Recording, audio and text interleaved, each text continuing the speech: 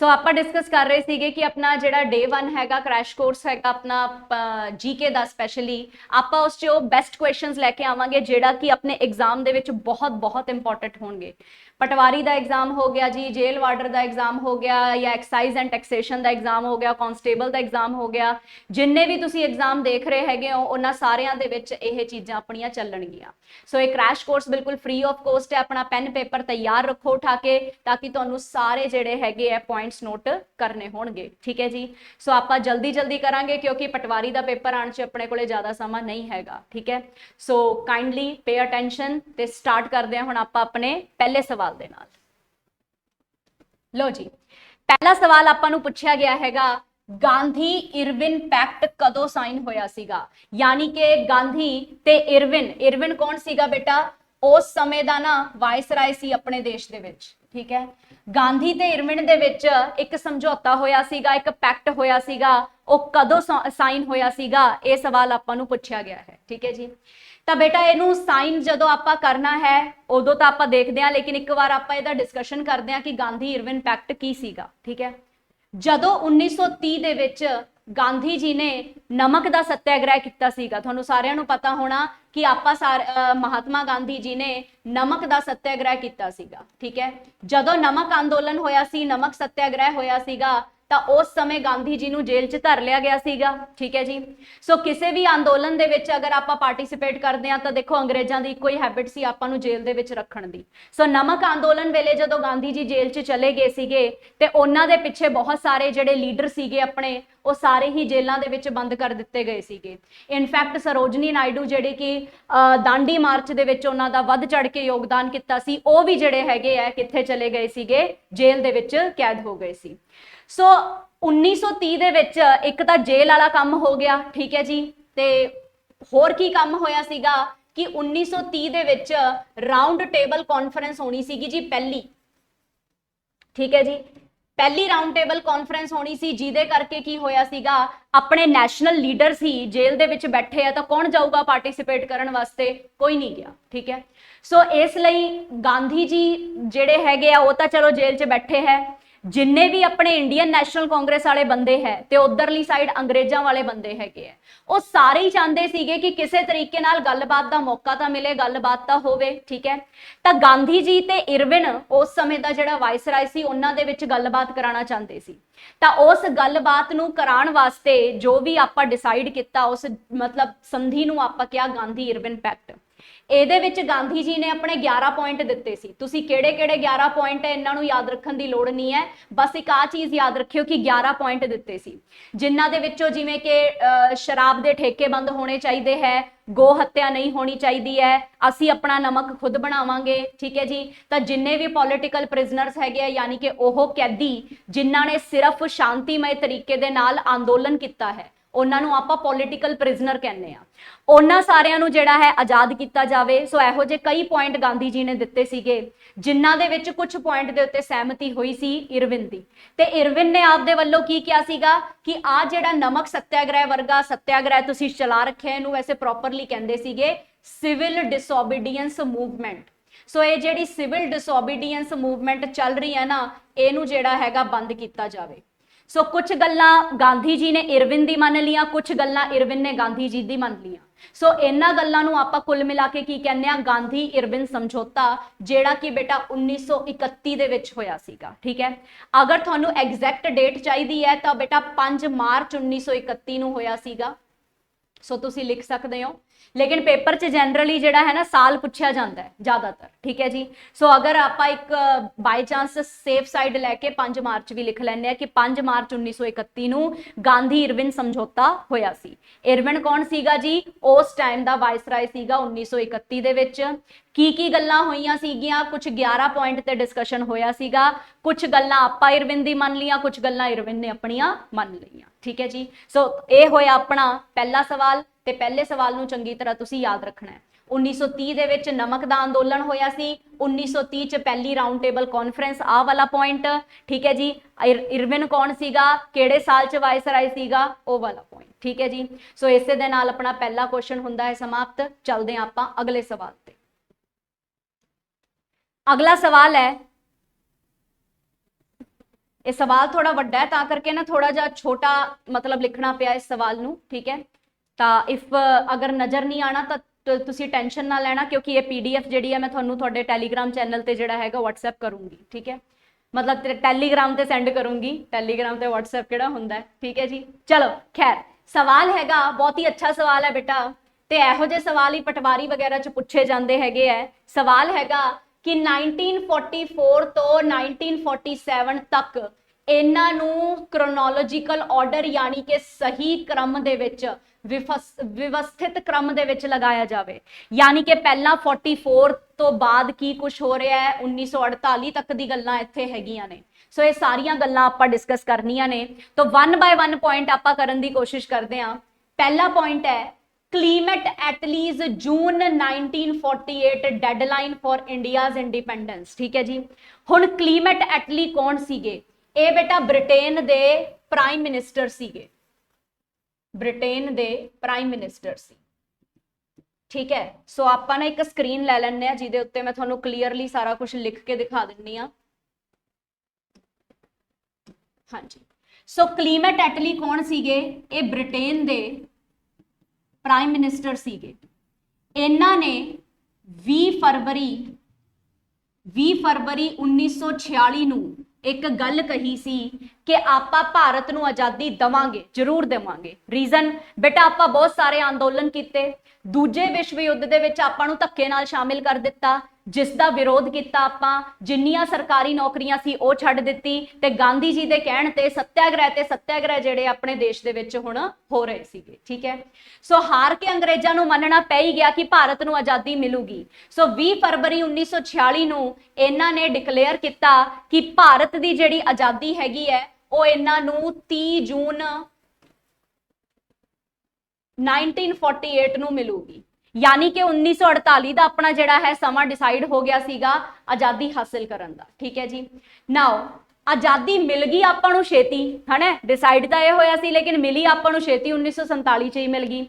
ਉਹਦੇ ਵੀ ਬਹੁਤ ਵੱਡੇ ਕਾਰਨ ਨੇ ਜਿਹੜੇ ਕਿ ਆਪਾਂ ਅਗਲੇ ਪੁਆਇੰਟ 'ਚ ਡਿਸਕਸ ਕਰਦੇ ਆ, ਤਾਂ ਉਹਨੂੰ ਆਪਾਂ ਮਾੜਾ ਜਿਹਾ ਵਾਪਸ ਆਈਏ ਆਪਣੇ ਕੁਐਸਚਨ ਦੇ ਉੱਤੇ। ਹਾਂਜੀ, ਸੋ ਇਹਨਾਂ ਨੇ 1948 ਦੀ ਜਿਹੜੀ ਹੈ ਡੈਡਲਾਈਨ ਕਰਤੀ ਸੀਗੀ, ਤਾਂ ਇਹਦਾ ਆਪਾਂ ਡੇਟ ਲਿਖ ਲਈਏ ਤਾਂ ਕਿ ਆਪਾਂ ਸੌਖੇ ਰਹੀਏ। 30 ਫੈਬਰਰੀ 1946 ਦੇ ਵਿੱਚ ਇਹਨਾਂ ਦਾ ਆਰਡਰ ਆ ਗਿਆ ਸੀਗਾ, ਠੀਕ ਹੈ ਜੀ। ਨੈਕਸਟ ਡਾਇਰੈਕਟ ਐਕਸ਼ਨ ਡੇ ਦੀ ਗੱਲ ਕਰੀਏ, ਜਿਹੜਾ ਕਿ ਮੁਹੰਮਦ ਅਲੀ ਜਿੰਨਾ ਨੇ ਐਲਾਨ ਕੀਤਾ ਸੀਗਾ ਡਾਇਰੈਕਟ ਐਕਸ਼ਨ ਡੇ ਦਾ। ਹੁਣ ਜਨਾਬ ਹੋਇਆ ਕੀ ਸੀਗਾ, ਸੰਵਿਧਾਨ ਬਣਾਉਣ ਵਾਸਤੇ ਨਾ ਆਪਾਂ ਨੂੰ ਸੰਵਿਧਾਨ ਸਭਾ ਦੀ ਰਚਨਾ ਕਰਨੀ ਸੀ, ਜਿਹਨੂੰ ਤੁਸੀਂ ਕਨਸਟੀਟਿਊਐਂਟ ਅਸੈਂਬਲੀ ਕਹਿੰਦੇ ਹੋ, ਠੀਕ ਹੈ। ਹੁਣ ਇਸ ਸੰਵਿਧਾਨ ਸਭਾ ਦੇ ਵਿੱਚ ਤੁਹਾਨੂੰ ਸਾਰਿਆਂ ਨੂੰ ਪਤਾ ਹੈ ਕਿ ਕੁਝ ਲੋਕਾਂ ਨੂੰ ਇਲੈਕਟ ਕਰਕੇ ਬਿਠਾਇਆ ਗਿਆ ਸੀ, ਕੁਝ ਨੂੰ ਨੋਮੀਨੇਟ ਕਰਕੇ ਬਿਠਾਇਆ ਗਿਆ ਸੀਗਾ। ਤਾਂ ਜਿਹੜੇ ਇਲੈਕਸ਼ਨਸ ਆਪਾਂ ਨੂੰ ਮੁਸਲਿਮ ਲੀਗ ਨੂੰ ਲੱਗਦਾ ਸੀਗਾ ਕਿ ਉਹ ਜਿੱਤ ਜਾਣਗੇ, ਉਹ ਇਲੈਕਸ਼ਨ ਉਹ ਹਾਰ ਗਏ, ਜਿਹਦੇ ਕਰਕੇ ਉਹਨਾਂ ਨੇ ਗੁੱਸੇ 'ਚ ਤਮਤਮਾਉਂਦੇ ਹੋਏ ਕਿਹਾ ਕਿ ਸਾਨੂੰ ਸਾਡਾ ਅਲੱਗ ਤੋਂ ਦੇਸ਼ ਬਣਾ ਕੇ ਦਿੱਤਾ ਜਾਵੇ, ਪਾਕਿਸਤਾਨ ਦਿੱਤਾ ਜਾਵੇ। ਤਾਂ ਪਾਕਿਸਤਾਨ ਬਣਾਉਣ ਦੀ ਜਿਹੜੀ ਡਿਮਾਂਡ ਹੈਗੀ ਉਹ ਅੰਗਰੇਜ਼ਾਂ ਨੇ ਹਲੇ ਐਕਸੈਪਟ ਨਹੀਂ ਕੀਤੀ ਸੀ, ਜਿਹਦੇ ਕਰਕੇ 16 ਅਗਸਤ ਦੇ ਦਿਨ, ਇਹ ਆਪਾਂ ਕਲਾਸਰੂਮ 'ਚ ਵੀ ਪੜਿਆ ਹੋਣਾ, 16 ਅਗਸਤ 1946 ਦੇ ਦਿਨ ਕੀ ਹੋਇਆ ਸੀਗਾ, ਡਾਇਰੈਕਟ ਐਕਸ਼ਨ ਡੇ ਦੀ ਘੋਸ਼ਣਾ ਕਰਤੀ ਸੀ ਮੁਹੰਮਦ ਅਲੀ ਜਿੰਨਾ ਨੇ। ਇਸ ਦਿਨ ਬੇਟਾ ਨਜਾਇਜ਼ ਹੀ ਦੰਗੇ ਹੋਏ ਹੈ, ਬਹੁਤ ਜ਼ਿਆਦਾ ਰਾਇਟਸ ਯਾਨੀ ਕਿ ਦੰਗੇ ਹੋਏ ਸੀਗੇ ਆਪਣੇ ਬੰਗਾਲ ਦੇ ਵਿੱਚ, ਕਲਕੱਤਾ ਦੇ ਵਿੱਚ, ਠੀਕ ਹੈ। ਸੋ ਇਹ ਦੰਗੇ ਪੰਜਾਬ ਵਾਲੇ ਦੰਗੇ ਨਹੀਂ ਹੈ, ਪੰਜਾਬ ਵਾਲੇ ਤਾਂ 1947 ਦੇ ਦੰਗੇ ਹੋਣਗੇ। ਇਹ ਵਾਲੇ ਜਿਹੜੇ ਡਾਇਰੈਕਟ ਐਕਸ਼ਨ ਡੇ ਸੀ, ਇਸ ਦਿਨ ਦੰਗੇ ਹੋਏ ਸੀਗੇ ਆਪਣੇ ਬੰਗਾਲ ਦੇ ਵਿੱਚ, ਕਲਕੱਤਾ ਦੇ ਵਿੱਚ ਬਹੁਤ ਜ਼ਿਆਦਾ ਦੰਗੇ ਹੋਏ ਸੀਗੇ, ਠੀਕ ਹੈ ਜੀ। ਸੋ ਇਹਦੀ ਡੇਟ ਆ ਗਈ 16 ਅਗਸਤ 1946, ਠੀਕ ਹੈ। ਨੈਕਸਟ ਫਿਰ ਅਗਲੀ ਗੱਲ ਆਪਣੇ ਕੋਲੇ ਆਂਦੀ ਹੈਗੀ ਹੈ, Congress led interim government formed at the center with Jawaharlal Nehru as the Prime Minister of United India। यानी कि जदों ਉਹ ਇਲੈਕਸ਼ਨ ਜਿਹਦੇ ਬਾਰੇ ਆਪਾਂ ਹੁਣੇ ਗੱਲ ਕਰਕੇ ਹਟੇ ਆ, ਇਲੈਕਸ਼ਨ ਹੋਏ ਸੀ, ਤਾਂ ਇਲੈਕਸ਼ਨ ਬੇਟਾ ਇਹ ਇਹੋ ਜਿਹੇ ਹੈਗੇ ਆ ਜਦੋਂ ਆਪਣੇ ਉੱਤੇ ਦੇਸ਼ ਦੇ ਵਿੱਚ ਅੰਗਰੇਜ਼ਾਂ ਦੀ ਹੁਕੂਮਤ ਚੱਲ ਰਹੀ ਹੈਗੀ ਹੈ। ਸੋ ਆਪਾਂ ਕਿਸੇ ਵੀ ਹਿਸਾਬ ਨਾਲ ਆਪਣੇ ਆਪ ਨੂੰ ਆਜ਼ਾਦ ਘੋਸ਼ਿਤ ਹਲੇ ਨਹੀਂ ਕੀਤਾ ਸੀਗਾ।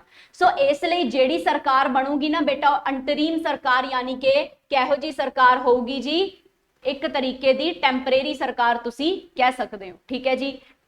ਸੋ ਟੈਂਪਰੇਰੀ ਗਵਰਨਮੈਂਟ ਆਪਾਂ ਬਣਾ ਲਈ ਸੀਗੀ ਜੀ 9 ਦਸੰਬਰ 1946 ਦੇ ਦਿਨ, 9 ਦਸੰਬਰ 1946, ਠੀਕ ਹੈ। ਆਖਰੀ ਪੁਆਇੰਟ ਮਾਊਂਟ ਬੈਟਨ ਸਾਹਿਬ। ਮਾਊਂਟਬੈਟਨ ਸਾਹਿਬ 3 ਜੂਨ 1947 ਨੂੰ ਪਲਾਨ ਲੈ ਕੇ ਆਂਦੇ ਹੈ ਕਿ ਭਾਰਤ ਨੂੰ 15 ਅਗਸਤ ਨੂੰ ਆਜ਼ਾਦ ਕੀਤਾ ਜਾਊਗਾ। ਠੀਕ ਹੈ ਜੀ। ਸੋ ਹੁਣ ਆਪਾਂ ਨਾ ਇਹਨੂੰ ਕ੍ਰੋਨੋਲੋਜੀਕਲ ਸਹੀ ਕ੍ਰਮ ਦੇ ਵਿੱਚ ਪਾਣਾ ਹੈ ਤੇ ਅਗਰ ਆਪਾਂ ਦੇਖੀਏ ਤਾਂ 1946 ਵਾਲੇ ਆਪਣੇ ਕੋਲੇ 3 ਇਵੈਂਟ ਹੈਗੇ ਆ। ਪਹਿਲਾ ਫੈਬਰਰੀ ਦਾ ਹੋ ਗਿਆ, ਫਿਰ ਆਪਣੇ ਕੋਲੇ ਕਿਹੜਾ ਹੋ ਗਿਆ ਜੀ ਅਗਸਤ ਦਾ ਹੋ ਗਿਆ। ਠੀਕ ਹੈ। ਫਿਰ ਜਿਹੜਾ ਹੈਗਾ ਆਪਣੇ ਕੋਲੇ ਅੱਛਾ ਇਹਦਾ ਆਪਾਂ ਤਰੀਕ ਨਹੀਂ ਲਿਖੀ, ਇਹਦੀ ਤਰੀਕ ਲਿਖ ਲੈਣੇ ਆ। ਇੰਟਰੀਮ ਗਵਰਨਮੈਂਟ ਬੇਟਾ ਆਪਣੀ ਬਣੀ ਸੀਗੀ ਸੈਪਟੈਂਬਰ ਦੇ ਵਿੱਚ। ਠੀਕ ਹੈ। ਸੋ ਸੈਪਟੈਂਬਰ ਦੇ ਵਿੱਚ 9 ਦਸੰਬਰ ਨੂੰ ਪਹਿਲੀ ਮੀਟਿੰਗ ਹੋਈ ਸੀ, ਇਹਨੂੰ ਤੁਸੀਂ ਫਸਟ ਮੀਟਿੰਗ ਲਿਖਣਾ। ਠੀਕ ਹੈ। 9 ਦਸੰਬਰ ਨੂੰ ਪਹਿਲੀ ਮੀਟਿੰਗ ਹੋਈ ਸੀ ਤੇ ਸੈਪਟੈਂਬਰ 1946 ਦੇ ਵਿੱਚ ਆਪਣੀ ਕਾਂਗਰਸ ਜਿਹੜੀ ਹੈਗੀ ਉਹ ਬਣ ਗਈ ਸੀਗੀ। ਠੀਕ ਹੈ ਜੀ। ਪਾਰਟੀ ਬਣ ਗਈ ਸੀਗੀ, ਪੂਰੀ ਦੀ ਪੂਰੀ ਆਪਣੀ ਟੀਮ ਤਿਆਰ ਹੋ ਗਈ ਸੀ ਤੇ ਮਾਊਂਟਬੈਟਨ ਦਾ ਪਲਾਨ ਆਇਆ ਸੀਗਾ 3 ਜੂਨ 1947 ਦੇ ਵਿੱਚ। ਅਗਰ ਇਸ ਕ੍ਰਮ ਨੂੰ ਆਪਾਂ ਸਹੀ ਆਰਡਰ ਦੇ ਵਿੱਚ ਲਗਾਈਏ ਤਾਂ ਫੈਬਰਰੀ, ਅਗਸਤ, ਸਤੰਬਰ ਤੇ ਉਸ ਤੋਂ ਬਾਅਦ 1947 ਦਾ ਜੂਨ ਆ ਗਿਆ। ਤਾਂ ਉਸ ਹਿਸਾਬ ਨਾਲ ਆਪਣਾ ਆਨਸਰ ਕੀ ਬਣਨਾ ਚਾਹੀਦਾ 1 2 3 4 ਯਾਨੀ ਕਿ ਸੀ ਆਪਸ਼ਨ। ਠੀਕ ਹੈ ਜੀ। ਸੋ ਇਹਨੂੰ ਚੰਗੀ ਤਰ੍ਹਾਂ ਪੜ੍ਹ ਲਿਓ, ਰਿਵਾਈਜ਼ ਕਰ ਲਿਓ। ਸਵਾਲ ਕੀ ਹੈਗਾ ਆਪਣਾ ਧਿਆਨ ਰੱਖਣਾ ਹੈ ਇਸ ਚੀਜ਼ ਦੇ ਉੱਤੇ ਆਪਾਂ ਬਹੁਤ ਚੰਗੇ ਤਰੀਕੇ ਦੇ ਨਾਲ। ਠੀਕ ਹੈ ਜੀ। ਕਲੀਮੈਟ ਐਟਲੀ ਸਾਹਿਬ ਨੇ ਕਿਹਾ ਸੀਗਾ ਕਿ 48 ਦੇ ਵਿੱਚ ਆਪਾਂ ਆਜ਼ਾਦੀ ਦੇਵਾਂਗੇ। 20 ਫਰਵਰੀ 1946 ਨੂੰ ਉਹਨਾਂ ਨੇ ਇਹ ਗੱਲ ਬੋਲੀ ਸੀਗੀ। ਠੀਕ ਹੈ ਜੀ। ਲੇਕਿਨ ਫਿਰ ਡਾਇਰੈਕਟ ਐਕਸ਼ਨ ਡੇ ਮੁਹੰਮਦ ਅਲੀ ਜਿੰਨਾ ਨੇ 16 ਅਗਸਤ ਨੂੰ ਲੈ ਲਿਆ ਸੀਗਾ ਤੇ ਸੈਪਟੈਂਬਰ 1946 ਦੇ ਵਿੱਚ ਆਪਣੇ ਕੋਲੇ ਇੰਟਰੀਮ ਗਵਰਨਮੈਂਟ ਆ ਗਈ ਸੀਗੀ, ਆਪਣੀ ਟੈਂਪਰੇਰੀ ਸਰਕਾਰ ਬਣ ਗਈ ਸੀ। ਮਾਊਂਟਬੈਟਨ ਸਾਹਿਬ ਨੇ 3 ਜੂਨ 1947 ਨੂੰ ਡਿਕਲੇਅਰ ਕਰ ਦਿੱਤਾ ਸੀਗਾ ਇੰਡੀਆ ਨੂੰ। ਕੀ ਡਿਕਲੇਅਰ ਕਰ ਦਿੱਤਾ ਸੀ ਆਪਾਂ ਕਿ 15 ਅਗਸਤ ਨੂੰ ਇੰਡੀਆ ਨੂੰ ਆਜ਼ਾਦੀ ਦੇ ਦਾਂਗੇ। ਠੀਕ ਹੈ ਜੀ। ਸੋ ਉਸ ਹਿਸਾਬ ਨਾਲ ਆਨਸਰ ਬਣਦਾ ਹੈਗਾ ਸੀ ਆਪਸ਼ਨ। ਚੱਲਦੇ ਹਾਂ ਅਗਲੇ ਸਵਾਲ ਦੇ ਉੱਤੇ। ਅਗਲਾ ਸਵਾਲ, in the battle of Plassey 1957 Siraj Uddaula was defeated by English East India Company mainly due to the treachery. Treachery ਹੁੰਦਾ ਬੇਟਾ ਗੱਦਾਰੀ, ਗੱਦਾਰੀ of commander in chief. So ਜਿਹੜਾ ਇਹਨਾਂ ਦਾ ਸੈਨਾਪਤੀ ਸੀਗਾ ਉਹਦਾ ਨਾਮ ਸੀਗਾ ਮੀਰ ਜਾਫਰ। ਮੀਰ ਜਾਫਰ। ਠੀਕ ਹੈ। ਇਹਨਾਂ ਦਾ ਸੈਨਾਪਤੀ ਸੀ ਮੀਰ ਜਾਫਰ, ਜਿਹਦੇ ਕਰਕੇ ਆਪਣਾ ਯੁੱਧ ਹਾਰ ਗਏ। ਨਹੀਂ ਤਾਂ ਸਿਰਾਜ ਉਦੌਲਾ ਕਾਫੀ ਪਾਵਰਫੁਲ ਸੀਗੇ। ਠੀਕ ਹੈ। ਉਹ ਯੁੱਧ ਜਿੱਤ ਸਕਦੇ ਸੀ। ਸੋ ਮਾੜਾ ਜਿਹਾ ਇਸ ਸਵਾਲ ਨੂੰ ਆਪਾਂ ਡਿਸਕਸ ਕਰੀਏ, ਨਾਲ ਲੱਗਦੇ ਸਵਾਲ ਕਰ ਲੈਣੇ ਆ ਇਹਦੇ ਜਿਹੜੇ ਵੀ ਆ ਸਕਦੇ ਆਪਣੇ ਪੇਪਰ ਦੇ ਵਿੱਚ। ਸੋ 1757 ਦੇ ਵਿੱਚ ਆਪਣੇ ਕੋਲੇ ਪਲਾਸੀ ਦਾ ਯੁੱਧ ਆਪਾਂ ਨੂੰ ਦੇਖਣ ਨੂੰ ਮਿਲਦਾ ਹੈ। ਵੈਸੇ ਚਲੋ ਤੁਹਾਨੂੰ ਇੱਕ ਗੱਲ ਸਮਝਾਈਏ ਆਪਾਂ ਪਲਾਸੀ ਦੀ ਬੈਟਲ ਦੇ ਬਾਰੇ। ਐਕਚੁਅਲੀ ਨਾ ਬੰਗਾਲ ਦੇ ਵਿੱਚ ਇੱਕ ਜਗ੍ਹਾ ਹੈ ਜਿਹਦਾ ਨਾਮ ਹੈ ਪਲਾਸ਼। ਇਹ ਪਲਾਸੀ ਨਹੀਂ ਹੈ, ਇਹ ਪਲਾਸ਼ ਹੈ। ਠੀਕ ਹੈ ਜੀ। ਹੁਣ ਗੱਲ ਇਹ ਹੈ ਕਿ ਜੀ ਪਲਾਸ਼ ਜਿਹੜਾ ਹੈ ਪ੍ਰਸਿੱਧ ਕਾਦੇ ਵਾਸਤੇ ਸੀਗਾ? ਪਲਾਸ਼ ਨਾ ਆਪਣੇ ਪੇੜਾਂ ਵਾਸਤੇ ਪ੍ਰਸਿੱਧ ਸੀਗਾ। ਇਹਨਾਂ ਦੇ ਜਿਹੜੇ ਰੁੱਖ ਲੱਗਦੇ ਆ ਨਾ, ਰੁੱਖ ਦਾ ਨਾਮ ਹੀ ਪਲਾਸ਼ ਹੈ। ਠੀਕ ਹੈ। ਤਾਂ ਪਲਾਸ਼ ਦੇ ਜਿਹੜੇ ਪੱਤੇ ਹੁੰਦੇ ਆ, ਇਹਨਾਂ ਦੇ ਜਿਹੜੇ ਲੀਵਸ ਹੁੰਦੇ ਸੀਗੇ, ਇਹਨਾਂ ਤੋਂ ਨਾ ਰੰਗ ਨਿਕਲਦਾ ਸੀ। ਤਾਂ ਪੁਰਾਣੇ ਜ਼ਮਾਨੇ ਦੇ ਵਿੱਚ ਲੋਕੀ ਗੁਲਾਲ ਬਣਾਉਣ ਵਾਸਤੇ ਨਾ ਪਲਾਸ਼ ਦਾ ਇਸਤੇਮਾਲ ਕਰਦੇ ਹੁੰਦੇ ਸੀਗੇ। ਠੀਕ ਹੈ। ਸੋ ਇਸ ਲਈ ਇਹ ਜਗ੍ਹਾ ਦੇ ਪੱਤੇ ਇੰਨੇ ਮਸ਼ਹੂਰ ਹੈਗੇ ਆ, ਪੇੜ ਇੰਨੇ ਮਸ਼ਹੂਰ ਹੈ, ਇਸ ਜਗ੍ਹਾ ਦਾ ਨਾਮ ਹੀ ਪਲਾਸ਼ ਪੈ ਗਿਆ ਸੀਗਾ। ਠੀਕ ਹੈ। ਪਲਾਸ਼ ਜੰਗਲ ਹੈ ਵੈਸੇ ਉੱਥੇ। ਠੀਕ ਹੈ। ਹੁਣ ਪਲਾਸ਼ ਜਿਹੜਾ ਹੈ, ਹੁਣ ਇਹਦੇ ਵਿੱਚ ਯੁੱਧ ਹੋਣਾ ਸੀਗਾ। ਠੀਕ ਹੈ। ਹੁਣ ਅੰਗਰੇਜ਼ਾਂ ਨੂੰ ਚੰਗੀ ਤਰ੍ਹਾਂ ਹਿੰਦੀ ਬੋਲਣੀ ਤਾਂ ਆਉਂਦੀ ਨਹੀਂ ਸੀਗੀ। ਠੀਕ ਹੈ। ਬੋਲਣਾ ਤਾਂ ਚਾਹੁੰਦੇ ਸੀਗੇ ਪਲਾਸ਼, ਲੇਕਿਨ ਉਹਨਾਂ ਦੇ ਮੂੰਹ ਤੋਂ ਨਿਕਲਦਾ ਸੀ ਪਲਾਸੀ। ਠੀਕ ਹੈ ਜੀ। ਸੋ ਪਲਾਸ਼ ਉਹਨਾਂ ਦੇ ਮੂੰਹ ਤੋਂ ਨਿਕਲਦਾ ਹੀ ਨਹੀਂ ਸੀ, ਪਲਾਸ ਪਲਾਸ ਕਹਿ ਕੇ ਤੁਰ ਜਾਂਦੇ ਸੀਗੇ, ਜਿਹਦੇ ਕਰਕੇ ਇਸ ਜਗ੍ਹਾ ਦਾ ਨਾਮ ਹੀ ਪਲਾਸੀ ਨਾਮ ਨਾਲ ਫੇਮਸ ਹੋ ਗਿਆ। ਠੀਕ ਹੈ। ਤੇ ਆਪਾਂ ਵੀ ਦੇਖ ਲਓ ਜੀ, ਆਪਾਂ ਵੀ ਪਲਾਸੀ ਪਲਾਸੀ ਬੋਲਣ ਦੀ ਆਦਤ ਪਾਈ ਹੋਈ ਆ, ਆਪਾਂ ਪਲਾਸ਼ ਬੋਲਦੇ ਹੀ ਨਹੀਂ। ਠੀਕ ਹੈ ਜੀ। ਸੋ ਇਸ ਲਈ 1957 ਦੇ ਵਿੱਚ ਪਲਾਸੀ ਦਾ ਯੁੱਧ ਹੋਇਆ ਸੀਗਾ। ਉਸ ਟਾਈਮ ਬੰਗਾਲ ਦੇ ਜਿਹੜੇ ਨਵਾਬ ਸੀਗੇ, ਬੰਗਾਲ ਦੇ ਨਵਾਬ ਜਿਨ੍ਹਾਂ ਦਾ ਨਾਮ ਤੁਸੀਂ ਕੁਐਸਚਨ ਦੇ ਵਿੱਚ ਤੁਸੀਂ ਦੇਖ ਰਹੇ ਹੋ, ਸਿਰਾਜ ਉਦੌਲਾ ਸੀਗੇ। ਠੀਕ ਹੈ। ਤੇ ਇਹਨਾਂ ਦੀ ਲੜਾਈ ਹੋਈ ਸੀ ਈਸਟ ਇੰਡੀਆ ਕੰਪਨੀ ਦੇ ਨਾਲ। ਤੇ ਈਸਟ ਇੰਡੀਆ ਕੰਪਨੀ ਨੇ ਇਹਨਾਂ ਦੇ ਜਿਹੜੇ ਸੈਨਾਪਤੀ ਸੀ ਮੀਰ ਜਾਫਰ, ਉਹਨਾਂ ਨੂੰ ਵਚਨ ਦਿੱਤਾ ਸੀਗਾ ਕਿ ਅਗਰ ਤੁਸੀਂ ਯੁੱਧ ਦੇ ਵਿੱਚ ਸਾਡਾ ਸਾਥ ਦੇ ਦੋਗੇ ਤਾਂ ਨਵਾਬ ਦੀ ਕੁਰਸੀ ਅਸੀਂ ਤੁਹਾਨੂੰ ਦੇ ਦਾਂਗੇ। ਤਾਂ ਪਹਿਲਾਂ ਮੀਰ ਜਾਫਰ ਤੇ ਉਸ ਤੋਂ ਬਾਅਦ ਉਹਦਾ ਜਿਹੜਾ ਜਮਾਈ ਸੀਗਾ ਮੀਰ ਕਾਸਿਮ, ਇਹਨਾਂ ਨੂੰ ਜਿਹੜਾ ਹੈ ਨਵਾਬ ਬਣਾਇਆ ਗਿਆ। ਲੇਕਿਨ ਮੀਰ ਕਾਸਿਮ ਦੇ ਨਾਲ ਬਕਸਰ ਦਾ ਯੁੱਧ ਹੋਇਆ ਸੀ 1764 ਦੇ ਵਿੱਚ, ਬਕਸਰ ਦਾ ਯੁੱਧ। ਠੀਕ ਹੈ। ਹੁਣ ਬਕਸਰ ਦਾ ਯੁੱਧ ਜਦੋਂ ਹੋਇਆ ਸੀਗਾ ਤਾਂ ਮੀਰ ਕਾਸਿਮ ਜਿਹੜਾ ਹੈ ਇਹਨਾਂ ਦੇ ਨਾਲ ਸੀਗਾ। ਠੀਕ ਹੈ। ਹੁਣ ਮੀਰ ਕਾਸਮ ਨੇ ਯੁੱਧ ਛੇੜ ਲਿਆ ਤਾਂ ਉਸ ਟਾਈਮ ਤਾਂ ਆਪਣੇ ਜਿਹੜੇ ਸ਼ਾਹ ਆਲਮ ਸੀਗੇ ਉਹਨਾਂ ਨੇ ਵੀ ਸਾਥ ਦਿੱਤਾ, ਠੀਕ ਹੈ। ਸ਼ੂਜਾ ਉਦੌਲਾ ਜਿਹੜੇ ਅਵਧ ਦੇ ਨਵਾਬ ਸੀ ਉਹਨਾਂ ਨੇ ਵੀ ਸਾਥ ਦਿੱਤਾ। ਲੇਕਿਨ ਇੰਨੀ ਸਾਰੀ ਜੁਆਇੰਟ ਫੋਰਸਿਸ ਹੋਣ ਤੋਂ ਬਾਅਦ ਵੀ 1764 ਦਾ ਯੁੱਧ ਈਸਟ ਇੰਡੀਆ ਕੰਪਨੀ ਜਿੱਤ ਜਾਂਦੀ ਹੈ। ਸੋ ਬਕਸਰ ਦਾ ਯੁੱਧ ਵੀ ਇਹਨਾਂ ਨੇ ਹੀ ਜਿੱਤਣਾ ਹੈਗਾ, ਪਲਾਸੀ ਦਾ ਯੁੱਧ ਵੀ ਜਿਹੜਾ ਹੈ ਇਹਨਾਂ ਨੇ ਹੀ ਜਿੱਤਣਾ ਹੈਗਾ, ਠੀਕ ਹੈ ਜੀ। ਸੋ ਫਿਲਹਾਲ ਆਪਾਂ ਡਿਸਕਸ ਕਰ ਰਹੇ ਸੀ ਕਿ ਕਿਹਦੀ ਗੱਦਾਰੀ ਕਰਕੇ, ਸਵਾਲ ਆਪਣਾ ਗੱਦਾਰੀ ਦੇ ਉੱਤੇ ਸੀਗਾ, ਤਾਂ ਆਨਸਰ ਆਪਣਾ ਕੀ ਬਣੂਗਾ ਜੀ, ਆਪਣੇ ਮੀਰ ਜਾਫਰ। ਮੀਰ ਜਾਫਰ ਤੋਂ ਬਾਅਦ ਨਵਾਬੀ ਆਊਗੀ ਮੀਰ ਕਾਸਿਮ ਦੇ ਕੋਲੇ। ਜਦੋਂ ਮੀਰ ਕਾਸਿਮ ਵੀ ਜਿਹੜਾ ਹੈਗਾ ਲੜਨ ਨੂੰ ਤਿਆਰ ਬੈਠਾ ਰਹੂਗਾ ਕਿ ਯਾਰ ਆਪਾਂ ਲੜਨਾ ਹੀ ਲੜਨਾ ਹੈਗਾ ਅੰਗਰੇਜ਼ਾਂ ਤੋਂ, ਤਾਂ ਅੰਗਰੇਜ਼ ਜਦੋਂ ਮੀਰ ਕਾਸਿਮ ਨੂੰ ਹਰਾ ਦੇਣਗੇ ਨਾ ਬਕਸਰ ਦੇ ਯੁੱਧ 'ਚ, ਤਾਂ ਅੰਗਰੇਜ਼ ਸੋਚਣਗੇ ਕਿ ਯਾਰ ਕਦੇ ਨਵਾਬੀ ਇਹਨਾਂ ਨੂੰ ਦਿੱਤੀ ਜਾਵੇ, ਕਦੇ ਨਵਾਬੀ ਉਹਨਾਂ ਨੂੰ ਦਿੱਤੀ ਜਾਵੇ, ਫਿਰ ਇਹ ਸਾਡੇ ਖਿਲਾਫ ਬਗਾਵਤ ਕਰਦੇ ਹੈ, ਬੈਟਰ ਹੈ ਨਵਾਬੀ ਆਪਣੇ ਹੱਥ 'ਚ ਹੀ ਰੱਖ ਲਓ। ਸੋ ਅੰਗਰੇਜ਼ ਖੁਦ ਹੀ ਨਵਾਬ ਬਣ ਕੇ ਬੈਠ ਗਏ ਸੀ ਜਨਾਬ।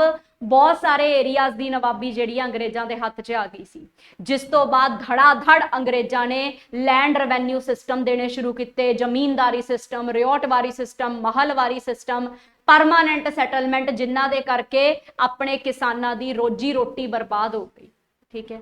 ਤੇ ਉਸ ਤੋਂ ਬਾਅਦ ਵਿਚਾਰੇ ਲੋਕਾਂ ਕੋਲੇ ਕੋਈ ਹੋਰ ਆਪਸ਼ਨ ਨਹੀਂ ਸੀ, ਸਰਕਾਰੀ ਨੌਕਰੀ ਇੱਕ ਆਪਸ਼ਨ ਬਚਦਾ ਸੀਗਾ, ਤੇ ਸਰਕਾਰੀ ਨੌਕਰੀ ਦੇ ਵਿੱਚ ਸਿਪਾਹੀ ਦੇ ਰੈਂਕ ਦੇ ਉੱਤੇ ਇਹ ਅੰਗਰੇਜ਼ ਰੱਖਦੇ ਹੁੰਦੇ ਸੀ। ਸੋ ਇਸ ਤਰੀਕੇ ਦੇ ਨਾਲ ਆਪਣੇ ਇਤਿਹਾਸ 'ਚ ਇਹ ਗੱਲਾਂ ਹੋਈਆਂ। ਖੈਰ ਇਹ ਸਵਾਲ ਆਈ ਹੋਪ ਸਮਝ ਆ ਗਿਆ ਹੋ ਗਿਆ ਸਾਰਿਆਂ ਨੂੰ, ਠੀਕ ਹੈ ਜੀ।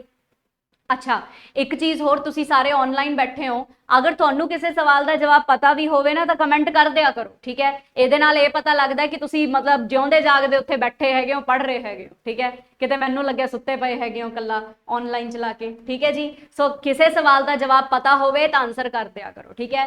ਬਹੁਤ ਇੰਪੋਰਟੈਂਟ ਕੁਐਸਚਨ ਸੀਗਾ। ਇਸ ਕੁਐਸਚਨ ਦੇ ਵਿੱਚ ਆਪਾਂ ਦੋ ਤਿੰਨ ਚੀਜ਼ਾਂ ਦੇਖੀਆਂ। ਇੱਕ ਤਾਂ ਬੰਗਾਲ ਦਾ ਨਵਾਬ ਕੌਣ ਸੀਗਾ, ਸਿਰਾਜ ਉਦੌਲਾ, ਕੁਐਸਚਨ ਦੇ ਵਿੱਚ ਲਿਖਿਆ ਪਿਆ, ਠੀਕ ਹੈ ਜੀ। ਪਲਾਸੀ ਦਾ ਯੁੱਧ ਕਿਹੜੇ ਸੰਨ 'ਚ ਹੋਇਆ ਸੀਗਾ, 1757 'ਚ ਆ ਲਿਖਿਆ ਹੋਇਆ, ਠੀਕ ਹੈ ਜੀ। ਈਸਟ ਇੰਡੀਆ ਕੰਪਨੀ ਨੇ ਕਿਸ ਕਮਾਂਡਰ ਇਨ ਚੀਫ ਨੂੰ ਜਿਹੜਾ ਹੈਗਾ ਆਪਣੇ ਵੱਲ ਕਰ ਲਿਆ ਸੀਗਾ ਜੀ, ਮੀਰ ਜਾਫਰ। ਮੀਰ ਜਾਫਰ ਤੋਂ ਬਾਅਦ ਅਗਲੀ ਨਵਾਬੀ ਮੀਰ ਕਾਸਮ ਕੋਲੇ ਆਊਗੀ, ਠੀਕ ਹੈ ਜੀ। ਸੋ ਬਕਸਰ ਦੇ ਯੁੱਧ ਤੋਂ ਬਾਅਦ ਜਿਹੜਾ ਹੈਗਾ ਈਸਟ ਇੰਡੀਆ ਕੰਪਨੀ ਖੁਦ ਹੀ ਨਵਾਬ ਬਣ ਜੂਗੀ, ਠੀਕ ਹੈ ਜੀ। ਸੋ ਇੱਥੋਂ ਤੱਕ ਯਾਦ ਰੱਖਣੀ ਹੈ। ਪਲਾਸ਼ ਦੇ ਪੱਤਿਆਂ ਤੋਂ ਗੁਲਾਲ ਬਣਦਾ ਸੀ, ਇਹ ਜੀਓਗ੍ਰਾਫੀ ਦੇ ਪੁਆਇੰਟ ਆਫ ਵਿਊ ਨਾਲ ਵਧੀਆ ਸਵਾਲ ਬਣ ਸਕਦਾ ਹੈ ਤੇ ਹਿਸਟਰੀ ਦੇ ਪੁਆਇੰਟ ਆਫ ਵਿਊ ਨਾਲ ਵੀ, ਠੀਕ ਹੈ ਜੀ। ਚੱਲਦੇ ਹਾਂ ਅਗਲੇ ਸਵਾਲ ਤੇ। ਅਗਲਾ ਸਵਾਲ ਹੈ, ਬਹੁਤ ਹੀ ਸੋਹਣਾ ਸਵਾਲ ਹੈਗਾ, ਹੂ ਅਮੰਗ ਦਾ ਫੋਲੋਇੰਗ ਰੋਟ ਦੀ ਪਗੜੀ ਸੰਭਾਲ ਜੱਟਾ। ਆਪਾਂ ਸਾਰਿਆਂ ਨੂੰ ਪਤਾ ਹੈ ਕਿ ਪਗੜੀ ਸੰਭਾਲ ਜੱਟਾ ਜਿਹੜਾ ਹੈ ਇਹ ਹੁਣ ਗੀਤ ਦੀ ਗੱਲ ਕਰ ਰਿਹਾ ਹੈ, ਠੀਕ ਹੈ। ਪਗੜੀ ਸੰਭਾਲ ਮੂਵਮੈਂਟ ਵੀ ਚੱਲੀ ਸੀ ਬੱਲਿਆ ਤੇ ਗੀਤ ਵੀ ਹੋਇਆ ਸੀਗਾ, ਠੀਕ ਹੈ ਜੀ। ਤਾਂ ਅਗਰ ਆਪਾਂ ਗੱਲ ਕਰੀਏ ਪਗੜੀ ਸੰਭਾਲ ਮੂਵਮੈਂਟ ਦੀ, PSM ਮੈਂ ਸ਼ਾਰਟ ਦੇ ਵਿੱਚ ਲਿਖ ਰਹੀ ਹਾਂ, ਤਾਂ ਇਹ ਮੂਵਮੈਂਟ ਬੇਟਾ 1907 ਚ ਸ਼ੁਰੂ ਕੀਤੀ ਗਈ ਸੀ ਤੇ ਇਸ ਮੂਵਮੈਂਟ ਨੂੰ ਸ਼ੁਰੂ ਕੀਤਾ ਸੀਗਾ ਜੀ ਸਰਦਾਰ ਅਜੀਤ ਸਿੰਘ ਜੀ ਨੇ, ਜਿਹੜੇ ਕਿ ਸਰਦਾਰ ਭਗਤ ਸਿੰਘ ਜੀ ਦੇ ਚਾਚਾ ਜੀ ਸੀਗੇ। ਇਹਨਾਂ ਨੇ ਸ਼ੁਰੂ ਕੀਤੀ ਸੀ ਪਗੜੀ ਸੰਭਾਲ ਮੂਵਮੈਂਟ। ਸੋ ਪਗੜੀ ਸੰਭਾਲ ਮੂਵਮੈਂਟ ਜਿਹੜੀ ਇਹਨਾਂ ਨੇ ਸ਼ੁਰੂ ਕੀਤੀ ਸੀ, ਉਹ ਕਿਉਂ ਕੀਤੀ ਸੀ, ਉਹਦਾ ਕਾਰਨ ਇਹ ਹੈ ਕਿ 1900 ਤੋਂ ਲੈ ਕੇ 1906 ਤੱਕ ਅੰਗਰੇਜ਼ਾਂ ਨੇ ਆਪਾਂ ਨੂੰ 3 ਕਿਸਾਨ ਕਾਨੂੰਨ ਦਿੱਤੇ ਸੀ, ਠੀਕ ਹੈ। ਇਹਨਾਂ ਕਾਨੂੰਨਾਂ ਨੂੰ ਮਤਲਬ ਜਦੋਂ ਇੰਪਲੀਮੈਂਟ ਕੀਤਾ ਜਾਂਦਾ ਸੀ ਉਹਦੇ ਕਰਕੇ ਆਪਣੇ ਵਿਚਾਰੇ ਕਿਸਾਨਾਂ ਦੇ ਜ਼ਮੀਨੀ ਅਧਿਕਾਰ ਵੀ ਉਹਨਾਂ ਤੋਂ ਖੋਲੇ ਗਏ ਸੀਗੇ, ਉਹ ਵੀ ਖਤਮ ਹੋ ਗਏ ਸੀਗੇ ਉਹਨਾਂ ਦੇ, ਜਿਹਦੇ ਕਰਕੇ ਆਪਣੇ ਅਜੀਤ ਸਿੰਘ ਜੀ ਨੇ ਇਹ ਮੂਵਮੈਂਟ ਸ਼ੁਰੂ ਕੀਤੀ ਸੀ ਪਗੜੀ ਸੰਭਾਲ ਮੂਵਮੈਂਟ। ਲਾਲਾ ਲਾਜਪਤ ਰਾਏ ਜੀ ਦਾ ਵੀ ਇਸ 'ਚ ਬਹੁਤ ਅਹਿਮ ਯੋਗਦਾਨ ਰਿਹਾ ਹੈਗਾ ਇਸ ਮੂਵਮੈਂਟ ਦੇ ਵਿੱਚ, ਠੀਕ ਹੈ। ਸੋ ਇਸ ਮੂਵਮੈਂਟ ਨੂੰ ਅਜੀਤ ਸਿੰਘ ਜੀ ਨੇ ਸ਼ੁਰੂ ਕੀਤਾ ਸੀ ਤਾਂ ਮੂਵਮੈਂਟ ਦਾ ਨਾਮ ਰੱਖਿਆ ਸੀ ਪਗੜੀ ਸੰਭਾਲ ਮੂਵਮੈਂਟ, ਯਾਨੀ ਕਿ ਅੰਦੋਲਨ, ਠੀਕ ਹੈ। ਹੁਣ ਇਸ ਪਗੜੀ ਸੰਭਾਲ ਮੂਵਮੈਂਟ ਦੇ ਵਿੱਚ ਗੀਤ ਲਿਖਿਆ ਗਿਆ ਸੀਗਾ ਪਗੜੀ ਸੰਭਾਲ ਜੱਟਾ, ਠੀਕ ਹੈ। ਇਹ ਸੌਂਗ ਲਿਖਿਆ ਸੀ ਜੀ ਬਾਂਕੇ ਦਿਆਲ ਜੀ ਨੇ, ਬਾਂਕੇ ਦਿਆਲ ਜੀ ਨੇ। ਸੋ ਇਸ ਸਵਾਲ ਦਾ ਜਵਾਬ ਕੀ ਬਣਿਆ ਜੀ ਆਪਣਾ, ਦੇਖੋ ਕਿੰਨਾ ਆਪਸ਼ਨ ਹੈ ਆਪਣਾ, C ਆਪਸ਼ਨ ਹੈ ਮੇਰੇ ਖਿਆਲ, ਠੀਕ ਹੈ। ਤਾਂ C ਆਪਸ਼ਨ ਆਨਸਰ ਬਣੂਗਾ ਜੀ, ਬਾਂਕੇ ਦਿਆਲ ਜੀ ਨੇ ਜਵਾਬ ਦਿੱਤਾ, ਇਹਨਾਂ ਦਾ ਗਾਣਾ ਲਿਖਿਆ ਸੀਗਾ।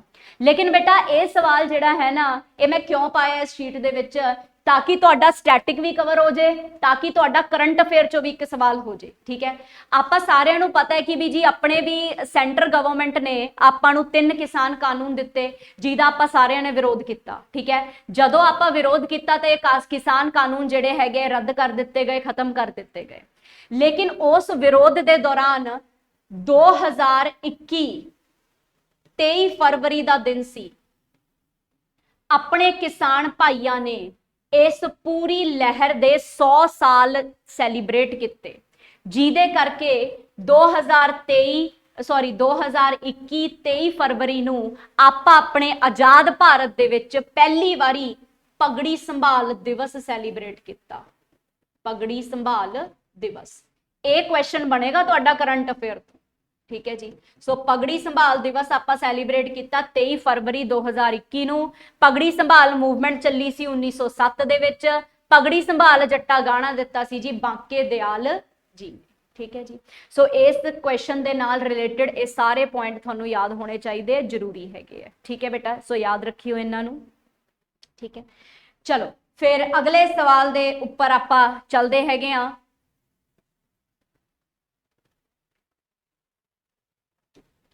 सो 4 सवाल अपने हुण तक हो चुके हैं कि पगड़ी संभाल जट्टा मूवमेंट जिहड़ी हैगी वो किन्ना ने दित्ती सी, बांके दयाल जी ने। मूवमेंट अजीत सिंह जी ने शुरू की सी, आ लो जी ऑप्शन दे विच ही हैगे है। गीत लिखिया सी जी बांके दयाल जी ने। ठीक है जी, ते बाकी सारे पॉइंट आपां डिस्कस कर ही लए है। करंट अफेयर वाला ज़्यादा इंपॉर्टेंट रहेगा, वो नहीं छड्डना। डेली तुहाडी क्लास दे विच कोई ना कोई क्वेश्चन करंट अफेयर नाल जरूर जुड़िया होएगा। सो अपनी ये जिहड़ी लहर है ना क्रैश कोर्स वाली, इहनूं बरकरार रखियो। ठीक है जी, बहुत वधिया वधिया क्वेश्चन जिहड़े आपां डिस्कस करांगे। ठीक है, चलो जी अगले सवाल ते आपां चलीए। तो अगला सवाल है, match the following agriculture and allied revolution father of revolutions in India. ठीक है जी, हुण आपां सारिआं नूं पता है कि किसी ना किसी चीज़ की क्रांति अपनी दुनिया दे विच आई हैगी है। सो अगर आपां गल करिए इन्हां क्रांतियां दी, तां क्रांतियां दे बारे माड़ा माड़ा जिहा आपां डिस्कस कर लैंदे आ। लेकिन बेटा ये सवाल एडा सौखा सवाल है ना कि तुसी ऑप्शन एलिमिनेट करके जवाब दोगे। ठीक है, सो ऑप्शन एलिमिनेट किवें करने हो मैं तुहानूं 2 मिनट च सिखानी आ, लेकिन माड़ा जिहा ना आपां समझ लईए। ठीक है, हुण सब तो पहली जिहड़ी रेवोल्यूशन है वह है ग्रीन रेवोल्यूशन, हरी क्रांति जिन्हों आपां कहने आ। सो हरी क्रांति बेटा ओवरऑल अपनी खेती वास्ते सीगी। आपां किसे जमाने अंग्रेजां ने एडा बुरा हाल करके छड्डिया सी अपने देश का कि आपां दाणे दाणे दे मोहताज सीगे। ठीक है जी, किसे टाइम दे विच तां एडा होर ज्यादा बुरा हाल हो गया सीगा अपना कि अगे चल के 1965 का जदों युद्ध छिड़ गया सी अपना इंडिया दे नाल, उदों भी अपने कोले अमरीकी कणक आंदी हुंदी सी, अपने कोले कणक नहीं सी। मतलब पंजाब जिन्हों आपां ब्रैड बास्केट ऑफ इंडिया कहने आ, पूरे देश की अनाज की टोकरी कहने आ, एहो जे देश दे विच, एहो जे राज्य दे विच अनाज की किल्लत सीगी। ठीक है, तां थैंक्स करिए आपां अंग्रेजां दा इस चीज़ वास्ते कि उन्होंने आपां नूं इन्ना मतलब बुरा हालत अपनी करके छड्डी अपनी। ठीक है, चलो एनी हाउ जो हो गया सो हो गया, अज अपने बहुत वधिया हालात ने। ठीक है, तो उस टाइम ग्रीन रेवोल्यूशन ने आके अपने पंजाब नूं बचाया। ठीक है, अपने प्राइम मिनिस्टर हुंदे सी लाल बहादुर शास्त्री, उन्होंने नारा लगाया जय जवान जय किसान। ठीक है, किसानां दे विच उत्साह पैदा होया ते नवी वराइटी दे जिहड़े सीड हैगे ना, यानी कि बीज हैगे वो अपनी दुनिया च आए। तो ग्रीन रेवोल्यूशन पूरे विश्व दे विच अगर आपां गल करिए तो हरी क्रांति देण वाले परसन का नाम सीगा नॉर्मन बोरलोग। लिख लेना चंगी तरह, बहुत वधिया क्वेश्चन है।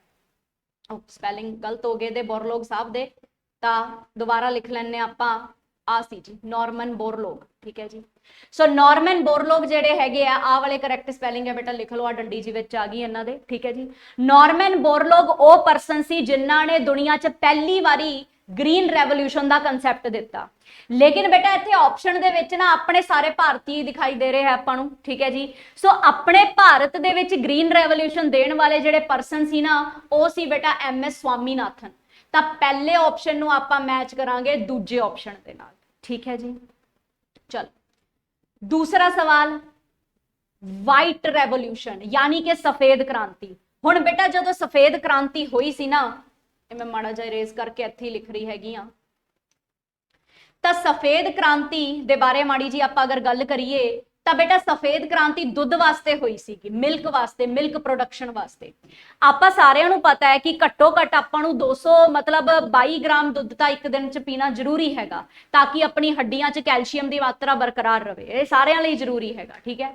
ਹੁਣ ਇੰਨਾ ਦੁੱਧ ਵੀ ਅਗਰ ਆਪਾਂ ਨੂੰ ਨਹੀਂ ਮੁਹੱਈਆ ਹੋ ਰਿਹਾ ਤਾਂ ਦੈਟ ਮੀਨਸ ਆਪਣੇ ਦੇਸ਼ 'ਚ ਦੁੱਧ ਦੀ ਕਿੱਲਤ ਹੈਗੀ ਹੈ, ਠੀਕ ਹੈ। ਤਾਂ ਕਿਸੇ ਜ਼ਮਾਨੇ 'ਚ ਇੰਨਾ ਹੀ ਬੁਰਾ ਹਾਲ ਸੀਗਾ ਜਨਾਬ, ਦੁੱਧ ਦੀ ਕਿੱਲਤ ਹੀ ਹੁੰਦੀ ਸੀਗੀ। ਸੋ ਉਸ ਟਾਈਮ ਆਪਣੇ ਗੁਜਰਾਤ ਦੇ ਵਿੱਚ ਇੱਕ ਜਗ੍ਹਾ ਹੈ ਆਨੰਦ, ਆਨੰਦ ਦੇ ਵਿੱਚ ਫੈਕਟਰੀ ਖੁੱਲੀ ਸੀ ਅਮੂਲ ਦੀ, ਤੇ ਅਮੂਲ ਦੇ ਵਿੱਚ ਕੰਮ ਕਰ ਰਹੇ ਸੀ ਜਿਹੜੇ ਆਪਣੇ डायरेक्टर कह लो, इंजीनियर कह लो, ਉਹਨਾਂ ਦਾ ਨਾਮ ਸੀ ਜੀ ਡਾਕਟਰ ਵਰਗੀਜ਼ ਕੁਰੇਨ। ਆ ਦੇਖੋ ਚੌਥੇ ਨੰਬਰ ਤੇ ਲਿਖਿਆ ਡਾਕਟਰ ਵਰਗੀਜ਼ ਕੁਰੇਨ। ਡਾਕਟਰ ਵਰਗੀਜ਼ ਕੁਰੇਨ ਨੇ ਕਿਹਾ ਕਿ ਜੀ ਇੰਡੀਆ ਨੂੰ ਦੁੱਧ ਦੇ ਵਿੱਚ ਵੀ ਆਪਾਂ ਕੀ ਬਣਾਉਣਾ ਹੈ ਜੀ, ਸક્ષਮ ਬਣਾਉਣਾ ਹੈ। ਸੋ ਇਹਦੇ ਵਾਸਤੇ ਇਹਨਾਂ ਨੇ ਕੀ ਕੀਤਾ ਜੀ, ਦੁੱਧ ਦੀ ਕ੍ਰਾਂਤੀ ਜਿਹੜੀ ਹੈਗੀ ਆ ਉਹ ਸ਼ੁਰੂ ਕੀਤੀ, ਤੇ ਇਸ ਕ੍ਰਾਂਤੀ ਦੇ ਵਿੱਚ ਇੱਕ ਆਪਰੇਸ਼ਨ ਕੀਤਾ। ਆਪਰੇਸ਼ਨ ਦਾ ਨਾਮ ਸੀਗਾ ਆਪਰੇਸ਼ਨ ਫਲੱਡ। ਆਪਰੇਸ਼ਨ ਦਾ ਮਤਲਬ ਇਹ ਨਾ ਸਮਝ ਲਿਓ ਕਿ ਚੀਰਫਾੜ ਕਰਨੀ ਹੈ ਬੰਦੇ ਦੇ ਸਰੀਰ 'ਚ, ਠੀਕ ਹੈ। ਕੋਈ ਵੀ ਆਪਾਂ ਕੰਮ ਕਰਦੇ ਹਾਂ ਉਹਨੂੰ ਆਪਰੇਸ਼ਨ ਫਲੱਡ ਕਹਿੰਦੇ ਆ। ਜਿਵੇਂ ਕਿ ਆਪਣੇ ਸੁਡਾਨ 'ਚ ਇੰਨੇ ਜਿਹੜੇ ਲੋਕੀ ਫਸੇ ਹੋਏ ਹੈਗੇ ਆ, ਠੀਕ ਹੈ। ਹੁਣ ਸੁਡਾਨ ਯੁੱਧ ਦੇ ਵਿੱਚ ਵਿਚਾਰਾ ਕ੍ਰਾਈਸਿਸ ਦੇ ਵਿੱਚ ਝੂਲ ਰਿਹਾ ਹੈਗਾ, ਠੀਕ ਹੈ ਜੀ। ਹੁਣ ਆਪਣੇ ਜਿਹੜੇ ਇੰਡੀਅਨਸ ਉੱਥੋਂ ਛੁਡਾ ਕੇ ਲੈ ਕੇ ਆਣੇ ਆ, ਆਪਾਂ ਆਪਰੇਸ਼ਨ ਕਾਵੇਰੀ ਕੀਤਾ ਹਨਾ। ਕਰੰਟ ਅਫੇਅਰ ਦੇ ਤੁਹਾਨੂੰ ਡੇਲੀ ਨੋਟਸ ਮਿਲਦੇ ਹੈਗੇ ਆ ਟੈਲੀਗ੍ਰਾਮ ਚੈਨਲ ਤੇ, ਕਿਰਪਾ ਕਰਕੇ ਉਹਨਾਂ ਨੂੰ ਪੜ੍ਹੋ, ਬਹੁਤ ਜ਼ਰੂਰੀ ਹੈਗੇ ਉਹ ਤੁਹਾਡੇ ਵਾਸਤੇ, ਠੀਕ ਹੈ। ਸੋ ਆਪਰੇਸ਼ਨ ਫਲੱਡ ਜਿਹੜਾ ਹੈਗਾ ਆਪਾਂ ਕੀਤਾ, ਯਾਨੀ ਕਿ ਦੁੱਧ ਦੀ ਕ੍ਰਾਂਤੀ ਵਾਸਤੇ। ਜਦੋਂ ਵੀ ਆਪਰੇਸ਼ਨ ਫਲੱਡ ਦਾ ਸਵਾਲ ਆਉਂਦਾ ਨਾ, ਹਮੇਸ਼ਾ ਕਿਸੇ ਨਾ ਕਿਸੇ ਆਪਸ਼ਨ 'ਚ ਆ ਗੱਲ ਲਿਖੀ ਹੀ ਹੁੰਦੀ ਹੈਗੀ ਹੈ ਕਿ ਆਪਾਂ ਜਿਹੜਾ ਹੈਗਾ ਕਿਤੇ ਨਾ ਕਿਤੇ ਫਲੱਡ ਆਇਆ ਹੋਣਾ ਜੀ, ਤੇ ਫਲੱਡ ਦੀ ਜਿਹੜੀ ਹੈਗੀ ਹੈ ਉਹਦੇ ਵਾਸਤੇ ਆਪਾਂ ਕੰਮ ਕੀਤਾ ਹੋਣਾ। ਨਹੀਂ ਨਹੀਂ ਨਹੀਂ ਜੀ, ਆਪਰੇਸ਼ਨ ਫਲੱਡ ਦੁੱਧ ਦੀ ਕ੍ਰਾਂਤੀ ਵਾਸਤੇ, ਕਿ ਦੁੱਧ ਦੀ ਬਾੜ ਲਾ ਦਾਂਗੇ ਆਪਣੇ ਦੇਸ਼ ਦੇ ਵਿੱਚ ਆਪਾਂ, ਠੀਕ ਹੈ। ਤੇ ਉਹਨਾਂ ਦੀ ਕਰਨੀ ਅੱਜ ਫਲ ਦੇ ਰਹੀ ਹੈ। ਕਈ ਸਾਲਾਂ ਤੋਂ ਆਪਣੇ ਦੇਸ਼ ਦੇ ਵਿੱਚ, ਆਪਣਾ ਦੇਸ਼ ਪੂਰੀ ਦੁਨੀਆ ਦੇ ਵਿੱਚ ਮਿਲਕ ਪ੍ਰੋਡਕਸ਼ਨ ਦੇ ਵਿੱਚ ਨੰਬਰ 1 ਹੈ। ਇੰਡੀਆ ਨੰਬਰ 1 ਹੈ ਪੂਰੇ ਵਿਸ਼ਵ ਦੇ ਵਿੱਚ, ਠੀਕ ਹੈ ਜੀ।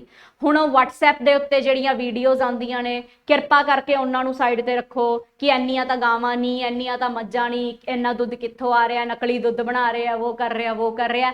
ਆਪਾਂ ਨੂੰ ਆਪਣਾ ਸਵਾਲ ਜਿਹੜਾ ਹੈ ਨਾ ਇਸ ਹਿਸਾਬ ਨਾਲ ਹੱਲ ਕਰਨਾ, ਠੀਕ ਹੈ ਜੀ। ਹੁਣ ਬੇਟਾ ਅਗਰ ਮੈਂ ਆਪਸ਼ਨ ਦੇ ਉੱਤੇ ਚੱਲ ਕੇ ਦੇਖਾਂ ਤਾਂ ਮੇਰਾ ਸਵਾਲ ਹੀ ਹੱਲ ਹੈ, ਮੇਰਾ ਸਵਾਲ ਹੀ ਹੱਲ ਹੈ, ਮੈਨੂੰ ਅੱਗੇ ਪੜਨ ਦੀ ਜ਼ਰੂਰਤ ਹੀ ਨਹੀਂ ਹੈ, ਕਿਉਂਕਿ ਗ੍ਰੀਨ ਰੈਵੋਲੂਸ਼ਨ MS ਸਵਾਮੀਨਾਥਨ ਨੇ ਦਿੱਤੀ, ਯਾਨੀ ਕਿ ਇਹ ਵਾਲਾ ਮੈਚ ਹੋਊਗਾ 2 ਨਾਲ। ਇਹ ਵਾਲਾ ਮੈਚ ਹੁੰਦਾ ਸਿਰਫ 2 ਆਪਸ਼ਨ ਦੇ ਵਿੱਚ, ਬਾਕੀ 2 ਤਾਂ ਤੁਸੀਂ ਆਪਸ਼ਨ ਹੀ ਕੱਢ ਦੋ ਬਾਹਰ, ਠੀਕ ਹੈ।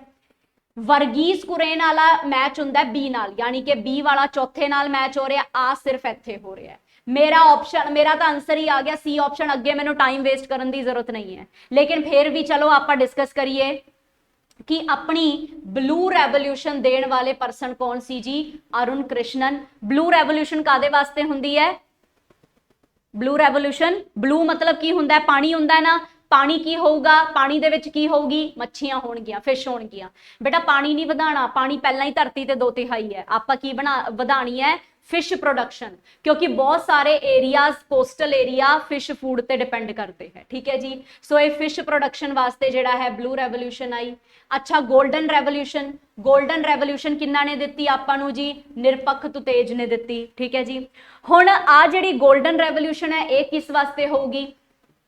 सो देखो अलग अलग सवाल है ये भी, अगर तो तुहानू पेपर दे विच कल्ला गोल्डन रेवोल्यूशन आंदा है फिर तो जी तुसी आंसर करना है एग प्रोडक्शन, ठीक है। लेकिन अगर थानू गोल्डन फाइबर आ जाए, ठीक है, तो गोल्डन फाइबर दे विच तुसी जूट करके आओगे, ठीक है। गोल्डन दे नाल फाइबर लग जाए मान लो, तो गोल्डन फाइबर आपां जूट नू कहने आ, ठीक है जी। सो इस तरीके दे नाल गोल्डन, हुण आपां नू पता है ना कि जिहड़ा असली अंडा हुंदा हैगा मुर्गी दा वो गोल्डन कलर दा ही हुंदा है, ठीक है जी। सो गोल्डन रेवोल्यूशन एग वास्ते, ठीक है। सो इस तरीके दे नाल जिहड़ा हैगा आपां कर सकते हैं, ठीक है। होर भी तुसी जान सकते हो गोल्डन रेवोल्यूशन आपां देखो शहद वास्ते भी कर सकते हैं, शहद भी जिहड़ा हैगा अपना हनी जिहड़ा है वो भी गोल्डन कलर दा हुंदा है, ਉਹਦੇ वास्ते भी आपां कर सकते हैं, ठीक है जी। सो ये पॉइंट याद रखने हैं। हाँ जी किरण बिल्कुल सही है बेटा तुहाडा आंसर, ਇਹਦੇ वास्ते भी हैगा अपना हनी वास्ते भी हैगा, ठीक है, लेकिन एग वास्ते भी हैगा। सो ये गल याद रखनी है, ठीक है बेटा। हाँ जी सो इस तरीके दे नाल अपना सवाल हल होया, बड़े ही आसान तरीके दे नाल। चलते हैं अगले सवाल ते। अगला सवाल है बहुत वधिया सवाल है ये भी, ते मतलब चारे ही ऑप्शन एडे कन्फ्यूजिंग होणगे ना कि बंदा कहूगा यार चारे ही अपने खाने ਨੂੰ ਪਚਾਉਣ ਚ ਕੰਮ ਆ ਰਹੇ ਹੈ, ਹੁਣ ਕੀ ਕਰੀਏ, ਕਿਵੇਂ ਇਹਨੂੰ ਹੱਲ ਕਰੀਏ। ਤਾਂ ਹੱਲ ਕਰਨ ਵਾਸਤੇ ਆਪਾਂ ਨੂੰ ਪਹਿਲਾਂ ਤਾਂ ਕੁਐਸਚਨ ਹੀ ਧਿਆਨ ਨਾਲ ਪੜ੍ਹਨਾ ਹੈ। ਅੱਧੇ ਤੋਂ ਵੱਧ ਚੀਜ਼ਾਂ ਤਾਂ ਕੁਐਸਚਨ ਚ ਹੀ ਕਲੀਅਰ ਹੋ ਜਾਂਦੀਆਂ ਨੇ। ਆਪਣੇ ਕੁਐਸਚਨ ਚ ਲਿਖਿਆ ਹੈ ਵਿਚ ਇਜ਼ ਦੀ ਫਸਟ ਐਂਜ਼ਾਈਮ, ਠੀਕ ਹੈ, ਪਹਿਲਾ ਐਂਜ਼ਾਈਮ ਕਿਹੜਾ ਹੈ ਜਿਹੜਾ ਖਾਣੇ ਦੇ ਨਾਲ ਮਿਕਸ ਹੁੰਦਾ ਹੈ। ਆਪਾਂ ਸਾਰਿਆਂ ਨੂੰ ਪਤਾ ਹੈ, ਬਚਪਨ ਤੋਂ ਆਪਾਂ ਪੜ੍ਹਦੇ ਆਏ ਹਾਂ, ਇਹ ਸਾਰੇ ਹੀ ਜਿੰਨੇ ਵੀ ਆਪਣੇ ਐਂਜ਼ਾਈਮ ਦਿੱਤੇ ਹੋਏ ਆ ਨਾ, ਇਹ ਪੇਟ ਦੀ ਪਚਾਵਟ ਦੇ ਹੈ, ਯਾਨੀ ਕਿ ਖਾਣੇ ਨੂੰ ਪਚਾਉਣ ਦੇ ਕੰਮ ਹੈ ਸਾਰੇ, ਠੀਕ ਹੈ। ਸਿਰਫ ਗੈਸਟ੍ਰਿਕ ਜੂਸ ਜਿਹੜਾ ਹੈ ਆਪਾਂ ਕਹਿ ਸਕਦੇ ਹਾਂ ਹਾਈਡਰੋਕਲੋਰਿਕ ਐਸਿਡ ਹੁੰਦਾ ਹੈਗਾ, ਇਹ ਐਸਿਡ ਆਪਣੇ ਖਾਣੇ ਨੂੰ ਕੀ ਕਰਦਾ, ਟੁਕੜਿਆਂ ਵਿੱਚ ਤੋੜਦਾ ਹੈ। ਬਾਕੀ ਸਾਰਿਆਂ ਦਾ ਕੰਮ ਜਿਹੜਾ ਹੈਗਾ ਪਚਾਉਣ ਦਾ ਹੈ, ਜਿਵੇਂ ਕਿ ਟ੍ਰਿਪਸਿਨ ਆਪਣੇ ਪੇਟ 'ਚ ਪਾਇਆ ਜਾਂਦਾ ਹੈ, ਇਹ ਵੀ ਖਾਣਾ ਪਚਾਉਣ ਦਾ ਕੰਮ ਕਰਦਾ ਹੈ। ਐਰਿਪਸਿਨ ਇੰਟੈਸਟਾਈਨ ਯਾਨੀ ਕਿ ਛੋਟੀ ਆਂਤ ਦੇ ਵਿੱਚ ਮਿਲਦਾ ਹੈਗਾ, ਉੱਥੋਂ ਇਹ ਆਪਣੇ ਪੇਟ 'ਚ ਆਂਦਾ ਹੈ ਖਾਣੇ ਨੂੰ ਪਚਾਉਣ ਵਾਸਤੇ, ਠੀਕ ਹੈ ਜੀ। ਤੇ ਆ ਜਿਹੜਾ ਹੈਗਾ ਆਪਣੇ ਕੋਲੇ, ਇਹ ਹੈਗਾ ਜੀ ਆਪਣੇ ਕੋਲੇ ਸੈਲੀਵਰੀ ਅਮਾਈਲੇਸ, ਐਸ ਦਾ ਮਤਲਬ ਹੁੰਦਾ ਹੈ ਸੈਲੀਵਰੀ ਅਮਾਈਲੇਸ। ਇਹ ਬਚਪਨ 'ਚ ਤੁਸੀਂ ਗੱਲ ਪੜ੍ਹੀ ਹੋਣੀ ਹੈ ਕਿ ਆਪਣਾ ਜਿਹੜਾ ਖਾਣਾ ਹੁੰਦਾ ਹੈ ਉਹਨੂੰ ਪਚਾਉਣ ਵਾਸਤੇ ਆਪਾਂ ਨੂੰ ਬਹੁਤ ਲੰਬੇ ਪ੍ਰੋਸੈਸ ਤੋਂ ਗੁਜ਼ਰਨਾ ਪੈਂਦਾ ਹੈ। ਤੇ ਆਪਣਾ ਜਿਹੜਾ ਮਾਊਥ ਹੈ ਨਾ, ਐਵੇਂ ਕਰਕੇ, ਹੁਣ ਜਿਹੋ ਜੀ ਵੀ ਡਰਾਇੰਗ ਹੈ ਮੇਰੀ ਬਰਦਾਸ਼ਤ ਕਰੋ ਤੁਸੀਂ ਸਾਰੇ ਜਣੇ, ਠੀਕ ਹੈ ਜੀ। ਹੁਣ ਇਹੋ ਜਿਹਾ ਪਤਾ ਨਹੀਂ ਕੀ ਬਣ ਗਿਆ, ਚਲੋ ਛੱਡੋ। ਹੁਣ ਇਹੋ ਜਿਹਾ ਜਿਹੜਾ ਆਪਣਾ ਮਾਊਥ ਹੁੰਦਾ ਹੈ ਨਾ, ਮਾਊਥ ਦੇ ਵਿੱਚ ਆਪਣੇ ਕੋਲੇ ਸਲਾਈਵਾ ਹੁੰਦਾ, ਥੁੱਕ ਹੁੰਦਾ, ਉਸ ਸਲਾਈਵਾ ਦੇ ਵਿੱਚ ਜਿਹੜਾ ਐਂਜ਼ਾਈਮ ਹੁੰਦਾ ਨਾ ਬੇਟਾ, ਉਹਨੂੰ ਸੈਲੀਵਰੀ ਅਮਾਈਲੇਜ਼ ਕਹਿੰਦੇ ਆ। ਤੁਹਾਨੂੰ ਚੰਗੀ ਤਰ੍ਹਾਂ ਪਤਾ ਹੈ ਕਿ ਆਪਣੀ ਡਾਈਜੈਸ਼ਨ ਸ਼ੁਰੂ ਹੀ ਮਾਊਥ ਤੋਂ ਹੋ ਜਾਂਦੀ ਹੈ, ਬਚਪਨ ਤੋਂ ਪੜ੍ਹਦੇ ਆ ਰਹੇ, ਬਚਪਨ ਤੋਂ, ਹੈ। ਸੋ ਸੈਲੀਵਰੀ ਅਮਾਈਲੇਸ ਸਭ ਤੋਂ ਪਹਿਲਾ ਇਹੋ ਜਿਹਾ ਐਂਜ਼ਾਈਮ ਹੈ ਜਿਹੜੇ ਆਪਣੇ ਖਾਣੇ 'ਚ ਮਿਕਸ ਹੁੰਦਾ ਹੈ। ਮਿਕਸ ਹੋਣ ਤੋਂ ਬਾਅਦ ਫੂਡ ਪਾਈਪ ਤੋਂ ਖਾਣਾ ਥੱਲੇ ਆਉਂਦਾ ਹੈ ਤੇ ਆਪਣੇ ਪੇਟ 'ਚ ਆਉਂਦਾ ਹੈ। ਆਪਣਾ ਪੇਟ ਨਾ ਵੈਸੇ ਮੁੱਠੀ ਜਿੰਨਾ ਹੁੰਦਾ ਹੈਗਾ, ਇਹ ਮੁੱਠੀ ਜਿੰਨੇ ਪੇਟ ਦੇ ਵਿੱਚ ਤੁਸੀਂ ਜਿਹੜੇ ਪਰਾਂਠੇ ਠੂਸ ਲੈਂਦੇ ਹੋ ਨਾ, 4-4 5-5 10-10, ਠੀਕ ਹੈ ਜੀ, ਤਾਂ ਉਹ ਸਾਰੇ ਜਿਹੜੇ ਆ ਪਚਣ 'ਚ ਓਡਾ ਹੀ ਸਮਾਂ ਲਗਾਉਣਗੇ ਜਿੰਨਾ ਉਸ ਨੂੰ ਤੁਸੀਂ ਠੂਸ ਕੇ ਭਰ ਲਓਗੇ, ਠੀਕ ਹੈ ਜੀ। ਤਾਂ ਆਪਣਾ ਜਿਹੜਾ ਪੇਟ ਹੁੰਦਾ ਹੈ ਉਹ ਸਾਈਡ ਤੇ ਲੱਗਿਆ ਹੁੰਦਾ ਮੁੱਠੀ ਜਿੰਨਾ, ਇਹਦੇ ਵਿੱਚ ਹਾਈਡਰੋਕਲੋਰਿਕ ਐਸਿਡ ਹੁੰਦਾ ਜਿਹਦਾ ਕੰਮ ਹੁੰਦਾ ਹੈ ਆਪਣਾ ਜਿਹੜਾ ਫੂਡ ਹੈ ਉਹਨੂੰ ਛੋਟੇ ਛੋਟੇ ਟੁਕੜਿਆਂ ਦੇ ਵਿੱਚ ਬ੍ਰੇਕ ਕਰਨਾ, ਬਿਲਕੁਲ ਸਲਰੀ ਜੀ ਬਣਾ ਲੈਂਦਾ। ਸਲਰੀ ਸਮਝਦੇ ਹੋ ਨਾ, ਜਿਵੇਂ ਪਕੌੜਿਆਂ ਦਾ ਘੋਲ ਹੁੰਦਾ ਨਾ, ਉਹਨੂੰ ਸਲਰੀ ਕਹਿੰਦੇ ਆ। ਇਹੋ ਜਿਹਾ ਆਪਣਾ ਖਾਣਾ ਅੰਦਰੋਂ ਕੀਤਾ ਜਾਂਦਾ, ਫਿਰ ਜਾ ਕੇ ਡਾਈਜੈਸ਼ਨ ਸ਼ੁਰੂ ਹੁੰਦਾ ਹੈ। ਸੋ ਆਪਣਾ ਕੁਦਰਤ ਨੇ ਕਿੰਨਾ ਵਧੀਆ ਸਿਸਟਮ ਬਣਾਇਆ ਨਾ, ਆਪਾਂ ਨੂੰ ਕਿਹਾ ਜਾਂਦਾ ਹੈ ਕਿ ਜੀ 32 ਵਾਰੀ ਇੱਕ ਗੱਸੀ ਨੂੰ ਚਬਾ ਕੇ ਖਾਓ। ਆਪਾਂ ਤਾਂ ਖਾਂਦੇ ਹੀ ਨਹੀਂ, ਮੈਨੂੰ ਲੱਗਦਾ ਆਪਾਂ ਦਾ ਪੰਜਾਬੀ ਤਾਂ ਵੈਸੇ ਵੀ 3-4 ਗੱਸੀਆਂ 'ਚ ਟਪਾ ਲੈਂਦੇ ਹੈਗੇ ਰੋਟੀ ਨੂੰ, ਠੀਕ ਹੈ ਜੀ। ਸੋ ਉਹ ਜਿਹੜਾ ਆਪਣਾ ਮਤਲਬ 3-4 ਗੱਸੀਆਂ 'ਚ ਥੱਲੇ ਆਂਦਾ ਹੈ ਨਾ, ਉਹ ਵੱਡਾ ਹੀ ਟੁਕੜਾ ਹੁੰਦਾ ਇੱਕ ਤਰੀਕੇ ਨਾਲ, ਤਾਂ ਉਹਨੂੰ ਤੋੜਨ ਦਾ ਕੰਮ ਜਿਹੜਾ ਹੈ HCl ਕਰਦਾ। ਇਸੇ ਲਈ ਕਹਿੰਦੇ ਕਿ ਚਬਾ ਕੇ ਖਾਓ ਤਾਂ ਕਿ ਤੁਹਾਡੇ HCl ਨੂੰ ਜ਼ਿਆਦਾ ਕੰਮ ਨਾ ਕਰਨਾ ਪਏ, ਕਿਉਂਕਿ ਤੇਜ਼ਾਬ ਓਨਾ ਹੀ ਪ੍ਰੋਡਿਊਸ ਹੋਏਗਾ ਜਿੰਨਾ ਤੁਸੀਂ ਗਲਤ ਤਰੀਕੇ ਨਾਲ ਖਾਓਗੇ।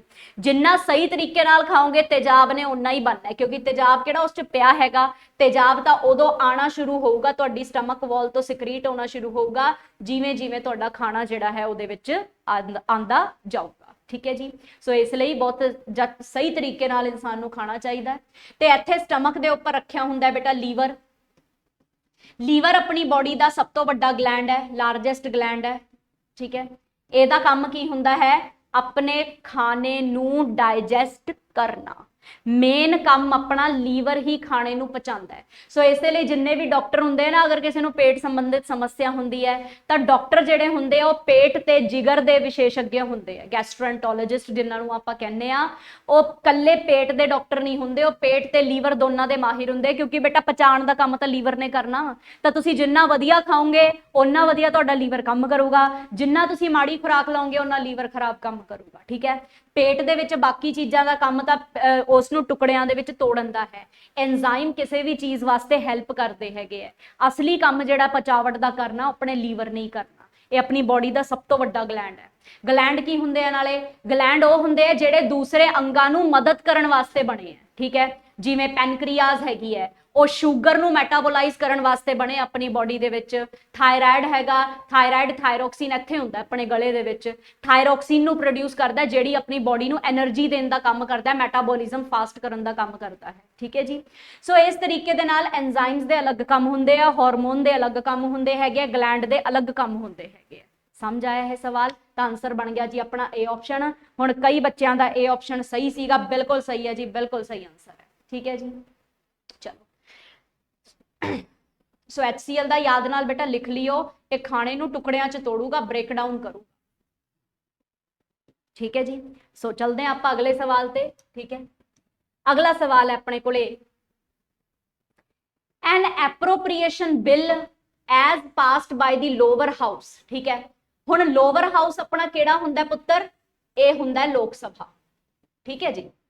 ते अगर आप राज्यां दे विच गल करिए तो लोअर हाउस अपना विधान सभा हुंदा है। सवाल एप्रोप्रिएशन बिल ते है, तो मैनूं थोड़ा जिहा तुहानूं इस चीज़ नूं समझाना पऊगा, तो माड़ा जिहा आपां एक स्क्रीन लईए। ठीक है, देखो बल्ले आ हुंदा की है, अपने देश दे विच ना बजट बनता है। ठीक है, इस बजट बनन की प्रक्रिया ना बहुत लंबी चौड़ी है। फिलहाल आपां क्वेश्चन दे विच जो जो इंपॉर्टेंट है ना उहनूं समझदे हां। ठीक है, बजट नाम का शब्द अपने संविधान च किते लिखिया ही नहीं होया।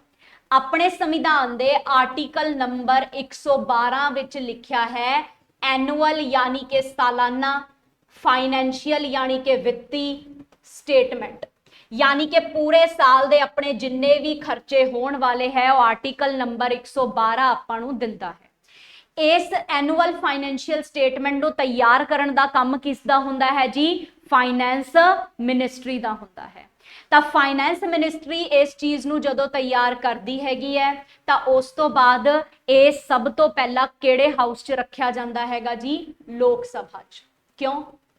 रीजन ये है जनाब कि जेड़ा एनुअल फाइनेंशियल स्टेट है, बजट है, पैसे नाल संबंधित चीज है। सो ये अपने देश च ना एक तरीके का मनी बिल है। ते आपां सारियां ने इंडियन पॉलिटी च बहुत चंगी तरीके नाल इस गल नूं पढ़िया है कि मनी बिल की पावर हमेशा लोअर हाउस च हुंदी है। स्टेट दे विच विधान सभा दे कोले आ सकदा है, सेंटर दे विच किहदे कोले आ सकदा है, लोक सभा कोले आ सकदा है। सो लोक सभा दे विच जदों यह मनी बिल बेटा पास हो जाता है ना, तो यह मनी बिल जिहड़ा हैगा दिता जाता है राज्य सभा नूं।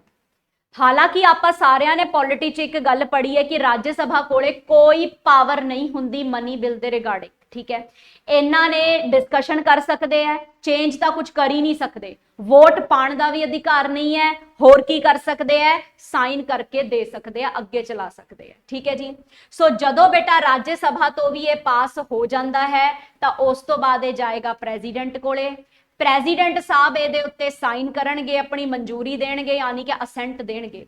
जदों प्रेजिडेंट साहब की असेंट आ जाएगी तो उस तो बाद जिहड़ा है इस एनुअल फाइनेंशियल स्टेटमेंट का नाम बदल के रख दिता जाता है एप्रोप्रिएशन बिल, जिहदा बेटा सिर्फ इको ही मीनिंग है अपने संविधान च कि हुण तुसी अपने फंड दे विचों पैसा कढ सकते हो। ठीक है, देश च कोई डेवलपमेंट करना, कोई विकास करना, अगर तुसी उस चो पैसा कढ़ना तो बेटा तुहानू आ मनी बिल दे प्रोसैस तो गुजरना पैंदा है। ते पूरे साल दा खर्चा कढ़ना तो उहदे वास्ते एनुअल फाइनेंशियल स्टेटमेंट तैयार करनी पैंदी है, जिन्हों आप आम भाषा च बजट कह दिंने आ। सो एप्रोप्रिएशन बिल का मतलब की है कि तुसी कंसोलीडेटेड फंड दे विचों पैसा कढ़ सकते हो। फंड चो पैसा कढ़िया ते ये पैसा कित्थे काम आऊगा, अपने देश के विकास दे विच, जिथे जिथे जिहड़े मंत्रालय ने पैसा मंगिया उन्होंने उत्थे देना हैगा। ठीक है जी। सो कहण दा मतलब की हैगा कि एप्रोप्रिएशन बिल जिहड़ा है ये इहो जिहा बिल है, एक तरीके का मनी बिल है जिहदे उत्ते राज्य सभा नूं कोई पावर नहीं है। ठीक है, हुण अगर एप्रोप्रिएशन का तुहानू डिक्शनरी मीनिंग चाहिदा तो डिक्शनरी मीनिंग का मतलब बेटा ये हुंदा हैगा कि ये ओ पैसा हुंदा है जिहड़ा साइड ते रख दिता जांदा है खर्चे करन वास्ते, इंपॉर्टेंट खर्चे करन वास्ते। सो जिन्ना भी अपने देश का बजट बनदा है ना, वो एक साइड ते रखिया पैसा है जिहड़ा पूरा साल आपां खर्चा करना है। ठीक है जी, इहनूं आपां कहने एप्रोप्रिएशन बिल। सो इस कहानी दे विच आपां नूं दो तीन चीज़ां सीखण नूं मिलियां। पहली चीज़ आर्टिकल नंबर 112 फाइनेंशियल स्टेटमेंट हैगी है, जिन्हों आप एक मनी बिल कंसीडर करते हैं। मनी बिल हमेशा लोअर हाउस च ही आ सकता है, लोक सभा या फिर विधान सभा च आ सकता है, दूसरे हाउस च नहीं जा सकता। ठीक है जी, दूजे हाउस च जाऊगा तो खाना पूर्ति करने वास्ते जाऊगा, जदों लोक सभा इनू पास कर दूगी तो राज्य सभा कोले जाऊगा। राज्य सभा कोले 14 दिन होंगे, आप इंडियन पॉलिटी च पढ़िया सीगा, राज्य सभा कोले 14 दिन होंगे है। 14 दिनों के विच इन्होंने बिल पास करके देना होंदा है राष्ट्रपति नूं। जे बिल पास नहीं यह करते तो आप पास घोषित कर दिंने इस बिल नूं। ठीक है जी, कंसीडर कर लें कि यह बिल अपना पास है। सो इस तरीके दे नाल राज्य सभा है 14 दिनों के विच इस बिल नूं पास करके देगी। प्रेजिडेंट किसी भी बिल ते हामी भरदा है फिर ही वो एक्ट बन पाता है। ठीक है, प्रेजिडेंट रोक लगाने की क्षमता रखता है, पावर रखता है, लेकिन ऑर्डिनरी बिल दे विच जिहड़ा अपना ये वाला बिल हुंदा है मनी बिल वगैरह इहदे च ओह नहीं कर सकता। ठीक है, रोक नहीं लगा सकता। ठीक है जी, हाँ जी। सो उस तो बाद की बन जाता है जी अपना एप्रोप्रीएशन बिल। हुण अपना सवाल जिहड़ा है ना उहदे उत्ते आपां वापस आईए। हाँ जी बेटा गुरप्रताप क्वेश्चन दिखा रहे हैं आप। ठीक है जी, सो सवाल सीगा अपना कि एप्रोप्रीएशन बिल जिहड़ा हैगा लोअर हाउस दे विच पास होया हैगा। हुण ओहदे बारे कुछ पॉइंट्स है। ठीक है, नंबर 1 डिस्कस्ड बाय दी राज्य सभा। आपां हुणे पढ़ के हटे ना बेटा कि राज्य सभा डिस्कस कर सकती है, उहदे कोले पावर हैगी है। रिजेक्टेड बाय राज्य सभा, मना तो कर ही नहीं सकती राज्य सभा, किसी भी एंगल तो नहीं मना कर सकती। ना राज्य सभा रिजेक्ट कर सके, ना राज्य सभा इहदे ते वोट कर सके, ना राज्य सभा इनू की कर सके जी, मना कर सके साइन करन तो। ठीक है जी, इज पास्ड बाय दी राज्य सभा। या चौथा पॉइंट की है कि राज्य सभा इनू की करती है जी, पास करती है। सो आपां नू साफ साफ दिख रहा है कि अपना पहला पॉइंट ते अपना चौथा पॉइंट बिल्कुल सही है, बाकी सब गलत है। तो मतलब अपना आंसर की बन गया जी 1 and 4 आर करैक्ट। जल्दी कमेंट च दसो किहदा किहदा किहदा आंसर है सही सीगा, किनू किनू इस चीज के बारे पूरी जानकारी सीगी। जल्दी जल्दी कमेंट करके दसो किने किने आंसर सही बना लिया सी।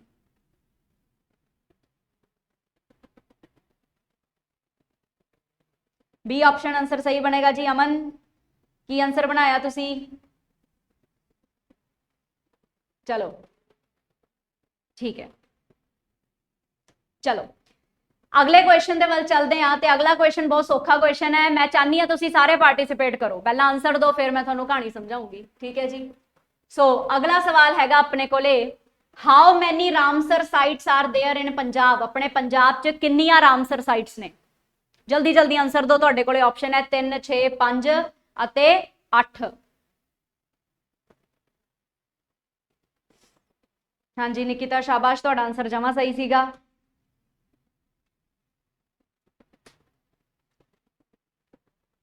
Very good. सो जल्दी जल्दी इस सवाल का जवाब कोई जना मैनू दे कि किन्नियां रामसर साइट्स ने अपने पंजाब दे विच। वेरी गुड अमन मेहरा, 6 रामसर साइट्स ने अपने पंजाब दे विच। शाबाश, बिल्कुल सही आंसर दिता तुसी। अपने पंजाब दे विच बेटा 6 रामसर साइट्स ने। हुण रामसर साइट्स की हुंदा है, सारिआं नूं ही आंसर पता है। शाबाश, वेरी गुड बेटा किरणजीत। चलो सो एक बारी आपां रामसर साइट्स नूं समझ लैंदे आ ते रामसर साइट्स दा टॉपिक आपां माड़ा जिहा देखीए। देखो जनाब, दुनिया जहान दे विच ना की हैगे है वैटलैंड्स हुंदे है, जिन्हों आपां की कहने आ गिल्ली मिट्टी दे मैदान। ठीक है जी, सो गिल्ली मिट्टी दे मैदान जेडे हुंदे है हुण तुहानूं सारिआं नूं पता है कि अगर तुसी सोच के भी देखो तो गिल्ली मिट्टी दे मैदान आपां नूं कित्थे मिलणगे जी? ये मिलणगे आपां नूं या तां नदियां दे किनारे, या समुद्रां दे किनारे, या लेक्स जिहड़ियां हुंदियां ने उन्हां दे किनारे, तलाब जिहड़े हुंदे उन्हां दे किनारे, है ना। सो ये सारे जिहड़े हैगे है वैटलैंड हुंदे गिल्ली मिट्टी दे मैदान। हुण गिल्ली मिट्टी दे मैदान दे उत्ते की हुंदा ना बेटा, दूर दराज तो ना पक्षी आंदे है। ठीक है, पंछी आंदे जिन्होंने आप कह दिंने आ, दूर दराज तो आने वाले पंछियों को आप प्रवासी पंछी कहने आ, यानी कि माइग्रेटरी बर्ड्स। ठीक है, माइग्रेटरी बर्ड्स। ठीक है, हुण ये बर्ड्स की करते हैं बेटा, ये माइग्रेट क्यों करते हैं? क्योंकि बेटा इन्हां दी मजबूरी है। ये अगर किसी जगह ते रह रहे हैगे ते दूजी जगह ते आके ओह इसलिए रहिंदे क्योंकि उन्हां नूं क्लाइमेट सही लग रहा है अपने अंडे देण दा। ठीक है जी, सो अगर ओह सर्दी दे माहौल च रह रहे ते सर्दियां दे विच ही ओह अगर अंडे देणगे तो उन्हां दे अंडिਆਂ नूं गर्मी नहीं मिलती। सो जिहदे करके की हुंदा है बेटा, ये बेचारे मर जाते हैं ते इन्हां दे बच्चे भी मर जाते हैं, जिहदे करके देश छड्ड के दूसरे देशों के विच आंदे हैं ते उत्थे आके की करते हैगे अंडे दिंदे है। जिवें अपने देश दे विच साइबेरिया तो आंदा, साइबेरियन क्रेन आंदा हैगा मास नेस्टिंग यानी कि अंडे देण वास्ते। सो इस सारियां चीज़ां नूं आपां की कहने आ गिल्ली मिट्टी दे मैदान इन्हां नूं ज़्यादा वधिया लगदे हैगे, उत्थे ही रहिंदे है। सो गिल्ली मिट्टी दे मैदानां ते आंदे है, लेकिन आपां की कर रहे हैं सारी दुनिया आधुनिकता दे विच इन्ने पागल होई जाने आ कि इन्हां गिल्ली मिट्टी दे मैदानां ते कोई फैक्ट्री खड़ी कर ली जी, कोई कुछ बना लिया जी, कोई कुछ बना लिया। चलो ठीक है यार, विकास करना अपनी मजबूरी है, लेकिन घट्टो घट कुछ ਤਾਂ इलाके आप इन्हां पंछियां वास्ते छड्ड सकते हैं ना। ਸਾਰੇ ਇਲਾਕਿਆਂ ਨੂੰ ਤਾਂ ਆਧੁਨਿਕ ਨਹੀਂ ਕਰਨਾ ਨਾ। ਬਚਪਨ ਦੀਆਂ ਗੱਲਾਂ ਯਾਦ ਕਰੋ, ਜਦੋਂ ਸਵੇਰੇ ਉੱਠਦੇ ਸੀਗੇ ਤਾਂ ਚਿੜੀਆਂ ਦੀ ਚੀ ਚੀ ਸੁਣਦੀ ਸੀਗੀ। ਅੱਜ ਕੱਲ ਸ਼ਹਿਰਾਂ ਦੇ ਵਿੱਚ ਚਿੜੀਆਂ ਦਿਖਾਈ ਨਹੀਂ ਦਿੰਦੀਆਂ ਨੇ, ਚੀ ਚੀ ਤਾਂ ਸੁਣਨਾ ਬਹੁਤ ਦੂਰ ਦੀ ਗੱਲ ਹੈਗੀ ਹੈ। ਐਡਾ ਆਪਾਂ ਵ੍ਰਿਕਸ਼ਾਂ ਨੂੰ ਕੱਟ ਕੱਟ ਕੇ ਉੱਥੇ ਟਾਵਰ ਟੂਵਰ ਜੇ ਲਗਾ ਰੱਖੇ, ਰੇਡੀਏਸ਼ਨਸ ਦੇ ਕਰਕੇ ਵਿਚਾਰੇ ਪੰਛੀ ਮਰ ਗਏ ਸੀਗੇ, ਜਿਹਦੇ ਕਰਕੇ ਸ਼ਹਿਰਾਂ ਦੇ ਵਿੱਚ ਤਾਂ ਬਹੁਤ ਹੀ ਰੇਅਰ ਹੈਗਾ ਕਿ ਕੋਈ ਪੰਛੀ ਦਿਖੇ। ਪਿੰਡਾਂ ਦੇ ਵਿੱਚ, ਗਾਵਾਂ ਦੇ ਵਿੱਚ ਤਾਂ ਜ਼ਰੂਰ ਦਿਖਦੇ ਹੋਣਗੇ। ਠੀਕ ਹੈ ਜੀ। ਸੋ इस तरीके के जिहड़े माइग्रेटरी बर्ड्स हुंदे हैगे आ, इन्हां नूं एक वधिया जगह चाहिदी है, इन्हां नूं वैटलैंड चाहिए पुੱਤ जीण वास्ते। सो आपां सारी कंट्रीज़ ने मिल के एक डिसीजन लिया, तो डिसीजन लैण वास्ते आपां सारे इकट्ठे होए ईरान नाम दे देश दे विच। ईरान दे विच एक छोटा जिहा शहर है, एक सिटी है जिन्हों आपां कहंदे आ रामसर। रामसर दे विच आपां सारे इकट्ठे होए ते आपां सारे देशां ने रिक्वेस्ट कीती सारिआं नूं कि जी आपां कुछ वैटलैंड जिहड़े है ना ये पक्षियों वास्ते बचा के रखांगे, उन्हां दे उत्ते कोई आधुनिक काम नहीं करांगे। जेड़े जेड़े देश अपने अपने वैटलैंड नूं बचा के रखूगा, उन्हां देशां दी फलाने फलाने साइट नूं आपां रामसर साइट दा दर्जा दे दांगे।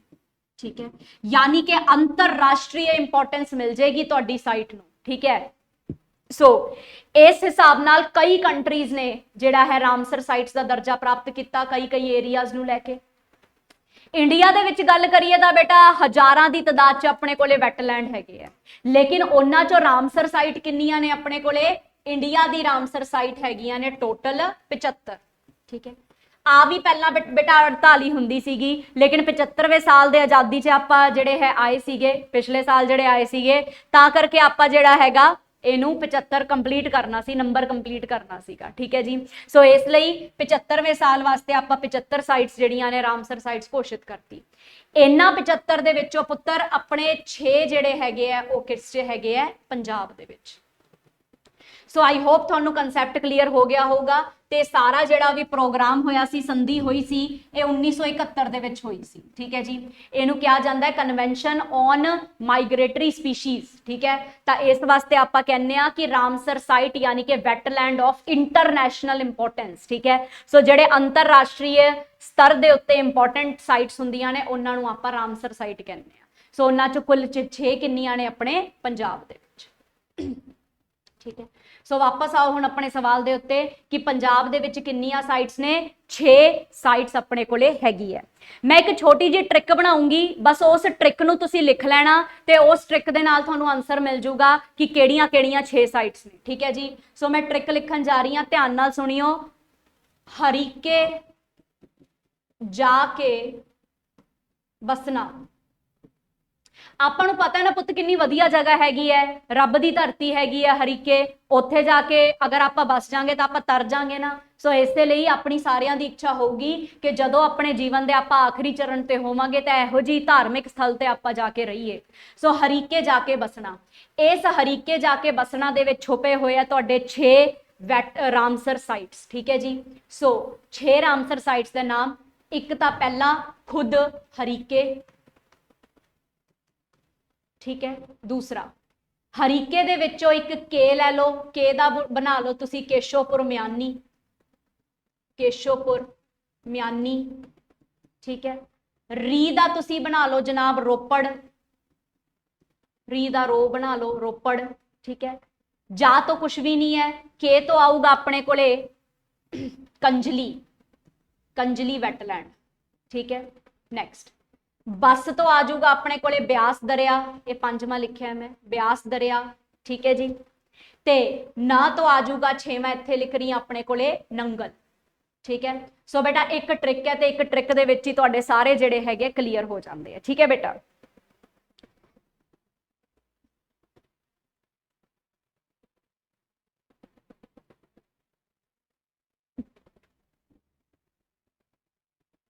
ठीक है जी। सो हरीके जाके बसना, इस ट्रिक नूं तुसीं याद रखोगे, तुहाडी 6 दी 6 रामसर साइट्स जिहड़ियां पंजाब दी आ जाणगियां। ठीक है जी। हुण बेटा रामसर साइट का ना अपने आप च ही बड़ा इंपोर्टेंट क्वेश्चन है, लेकिन बाय चांस मैं तुहानूं माड़ा जिहा घुमा देवां क्वेश्चन दे विच, रामसर दी जगह मैं वैटलैंड लिख दिंदी, यानी कि रामसर दी बजाए मैं ये पुछ लैंदी कि पंजाब दे विच वैटलैंड किन्ने है। ਤਾਂ ਬੇਟਾ ਪੰਜਾਬ 'ਚ ਵੈਟਲੈਂਡ ਹੈ ਕੁੱਲ 21, ਜਿਨ੍ਹਾਂ 'ਚੋਂ 6 ਰਾਮਸਰ ਸਾਈਟਸ ਨੇ। ਠੀਕ ਹੈ, ਵੈਟਲੈਂਡ ਬਹੁਤ ਹੋ ਸਕਦੇ ਨੇ, ਬਹੁਤ ਹਜ਼ਾਰਾਂ ਦੀ ਮਾਤਰਾ 'ਚ ਹੋ ਸਕਦੇ ਨੇ, ਲੇਕਿਨ ਰਾਮਸਰ ਦਾ ਦਰਜਾ ਉਹਨੂੰ ਹੀ ਪ੍ਰਾਪਤ ਹੈ ਜਿਨ੍ਹਾਂ ਨੇ ਉਹ ਸਾਈਟ ਪੰਛੀਆਂ ਵਾਸਤੇ ਛੱਡ ਦਿੱਤੀ ਜੇ। ਠੀਕ ਹੈ ਜੀ, ਸਮਝ ਆਇਆ? ਸੋ ਯਾਦ ਰੱਖਣਾ ਹੈਗਾ, ਅਗਰ ਤੁਹਾਨੂੰ ਪੇਪਰ 'ਚ ਵੈਟਲੈਂਡ ਪੁੱਛ ਲਿਆ ਗਿਆ ਤਾਂ ਤੁਸੀਂ 21 ਕਰਕੇ ਆਉਂਗੇ, ਜੇ ਤੁਹਾਨੂੰ ਰਾਮਸਰ ਸਾਈਟ ਪੁੱਛ ਲਿਆ ਗਿਆ ਫਿਰ ਤੁਸੀਂ 6 ਕਰਕੇ ਆਉਂਗੇ। ਠੀਕ ਹੈ ਬੇਟਾ, ਇੱਥੋਂ ਤੱਕ ਸਵਾਲ ਹੋਇਆ ਆਪਣਾ ਹੱਲ। ਚਲੋ, ਸੋ ਅਗਲੇ ਸਵਾਲ ਤੇ ਚੱਲਦੇ ਆ ਬੇਟਾ ਆਪਾਂ। ਅਗਲਾ ਸਵਾਲ ਹੈ ਆਪਣਾ, ਇਹ ਵੀ ਤੁਹਾਡਾ ਕਰੰਟ ਅਫੇਅਰ ਦੇ ਵਿੱਚੋਂ ਚੱਕ ਕੇ ਸਵਾਲ ਪਾਇਆ ਹੋਇਆ ਹੈਗਾ, ਤੇ ਆਪਾਂ ਸਾਰਿਆਂ ਨੂੰ ਪਤਾ ਹੈ ਬੇਟਾ ਕਿ 6-6 ਮਹੀਨੇ ਦਾ ਕਰੰਟ ਅਫੇਅਰ ਪੇਪਰ ਦੇ ਵਿੱਚ ਦਿਖਦਾ ਹੈਗਾ। ਠੀਕ ਹੈ, ਸੋ ਸਵਾਲ ਹੈਗਾ ਬੇਟਾ, when is ozone day celebrated? Ozone day ਜਿਹੜਾ ਹੈ ਆਪਾਂ ਕਦੋਂ ਸੈਲੀਬ੍ਰੇਟ ਕਰਦੇ ਆ? ਤਾਂ ਕੋਈ ਦੱਸੇਗਾ ਮੈਨੂੰ ਆਨਸਰ ਬਿਨਾਂ ਗੂਗਲ ਤੋਂ ਸਰਚ ਕੀਤੇ ਫਟਾਫਟ? ਓਜ਼ੋਨ ਡੇ ਆਪਾਂ ਕਦੋਂ ਸੈਲੀਬ੍ਰੇਟ ਕਰਦੇ ਆ? ਤਰੀਕਾਂ ਲਿਖੀਆਂ 15, 16, 14, 12 ਸਤੰਬਰ। बी ऑप्शन 16 ਸਤੰਬਰ ਬਿਲਕੁਲ ਸਹੀ ਹੈ ਜਨਾਬ, ਬਿਲकुल ਸਹੀ ਹੈ। ਓਜ਼ੋਨ ਡੇ ਆਪਾਂ 16 ਸਤੰਬਰ ਨੂੰ ਮਨਾਉਂਦੇ ਆ। ਠੀਕ ਹੈ ਅਮਨ ਮਹਿਰਾ, ਤੁਹਾਡਾ ਆਨਸਰ ਜਮਾ ਸਹੀ ਹੈਗਾ। ਹੁਣ ਓਜ਼ੋਨ ਡੇ ਕੀ ਹੈਗਾ ਉਹਨੂੰ ਮਾੜਾ ਜਿਹਾ ਆਪਾਂ ਸਮਝ ਲੈਂਦੇ ਆ। ਦੇਖੋ, ਆਪਾਂ ਸਾਰਿਆਂ ਨੂੰ ਪਤਾ ਹੈ ਕਿ ਆਪਣਾ ਵਾਯੂਮੰਡਲ ਹੈ ਤੇ ਵਾਯੂਮੰਡਲ ਦੀ ਪਰਤ ਹੈਗੀਆਂ ਨੇ। ਠੀਕ ਹੈ ਜੀ, ਹਰ ਇੱਕ ਪਰਤ ਦਾ ਆਪਣਾ ਆਪਣਾ ਜਿਹੜਾ ਹੈ ਕੰਮ ਹੈ। ਸੋ ਅਗਰ ਇਹ ਆਪਣੀ ਧਰਤੀ ਹੈ, ਅਰਥ ਹੈ, ਤਾਂ ਆਪਣੀ ਅਰਥ ਦੇ ਉੱਤੇ ਨਾ ਵਾਯੂਮੰਡਲ ਦੀਆਂ 5 ਪਰਤਾਂ ਚੜੀਆਂ ਹੋਈਆਂ ਨੇ, 1 2 3 4। ਠੀਕ ਹੈ ਜੀ, ਤੇ ਹੋ ਗਈ ਇੱਕ ਆਪਣੇ ਕੋਲੇ 5। ਠੀਕ ਹੈ ਜੀ, ਹੁਣ ਇਹ ਜਿਹੜੀਆਂ ਪਰਤਾਂ ਨੇ ਇਹਨਾਂ ਦੇ ਅਲੱਗ-ਅਲੱਗ ਨਾਮ ਹੈ ਨਾ ਬੇਟਾ। ਪਹਿਲੀ ਜਿਹੜੀ ਪਰਤ ਹੈ ਇਹਨੂੰ ਆਪਾਂ ਟ੍ਰੋਪੋਸਫੀਅਰ ਕਹਿ ਦਿੰਦੇ ਆ, ਟ੍ਰੋਪੋਸਫੀਅਰ। ਠੀਕ ਹੈ, ਦੂਜੀ ਜਿਹੜੀ ਲੇਅਰ ਹੈ ਇਹਨੂੰ ਆਪਾਂ ਸਟ੍ਰੈਟੋਸਫੀਅਰ ਕਹਿ ਦਿੰਦੇ ਆ। ਠੀਕ ਹੈ, ਤੀਜੀ ਲੇਅਰ ਨੂੰ ਆਪਾਂ ਮੀਜ਼ੋਸਫੀਅਰ ਕਹਿ ਦਿੰਦੇ ਆ, ਤੇ ਚੌਥੀ ਲੇਅਰ ਨੂੰ ਆਪਾਂ ਕਹਿੰਦੇ ਆ ਥਰਮੋਸਫੀਅਰ। ਥਰਮੋਸਫੀਅਰ ਜਾਂ ਫਿਰ ਆਇਨੋਸਫੀਅਰ ਵੀ ਆਪਾਂ ਕਹਿ ਦਿੰਦੇ ਆ ਇਹਨੂੰ ਆਪਾਂ, ਕਿਉਂਕਿ ਇੱਥੇ ਆਇਨਸ ਬਣਦੇ। ਆਇਨ ਦਾ ਮਤਲਬ ਬਸ ਤੁਸੀਂ ਪਲੱਸ ਮਾਈਨਸ ਸਾਈਨ ਸਮਝ ਲਓ ਇਸ ਟਾਈਮ। ਠੀਕ ਹੈ, ਆਇਨ ਕੀ ਹੁੰਦੇ ਤਾਂ ਆਪਾਂ ਸਾਇੰਸ 'ਚ ਬਹੁਤ ਡਿਟੇਲ 'ਚ ਪੜ੍ਹਨ ਵਾਲੇ ਹੈਗੇ ਆ, ਲੇਕਿਨ ਫਿਲਹਾਲ ਤੁਸੀਂ ਪਲੱਸ ਮਾਈਨਸ ਸਾਈਨ ਨੂੰ ਆਪਣੇ ਦਿਮਾਗ 'ਚ ਰੱਖੋ।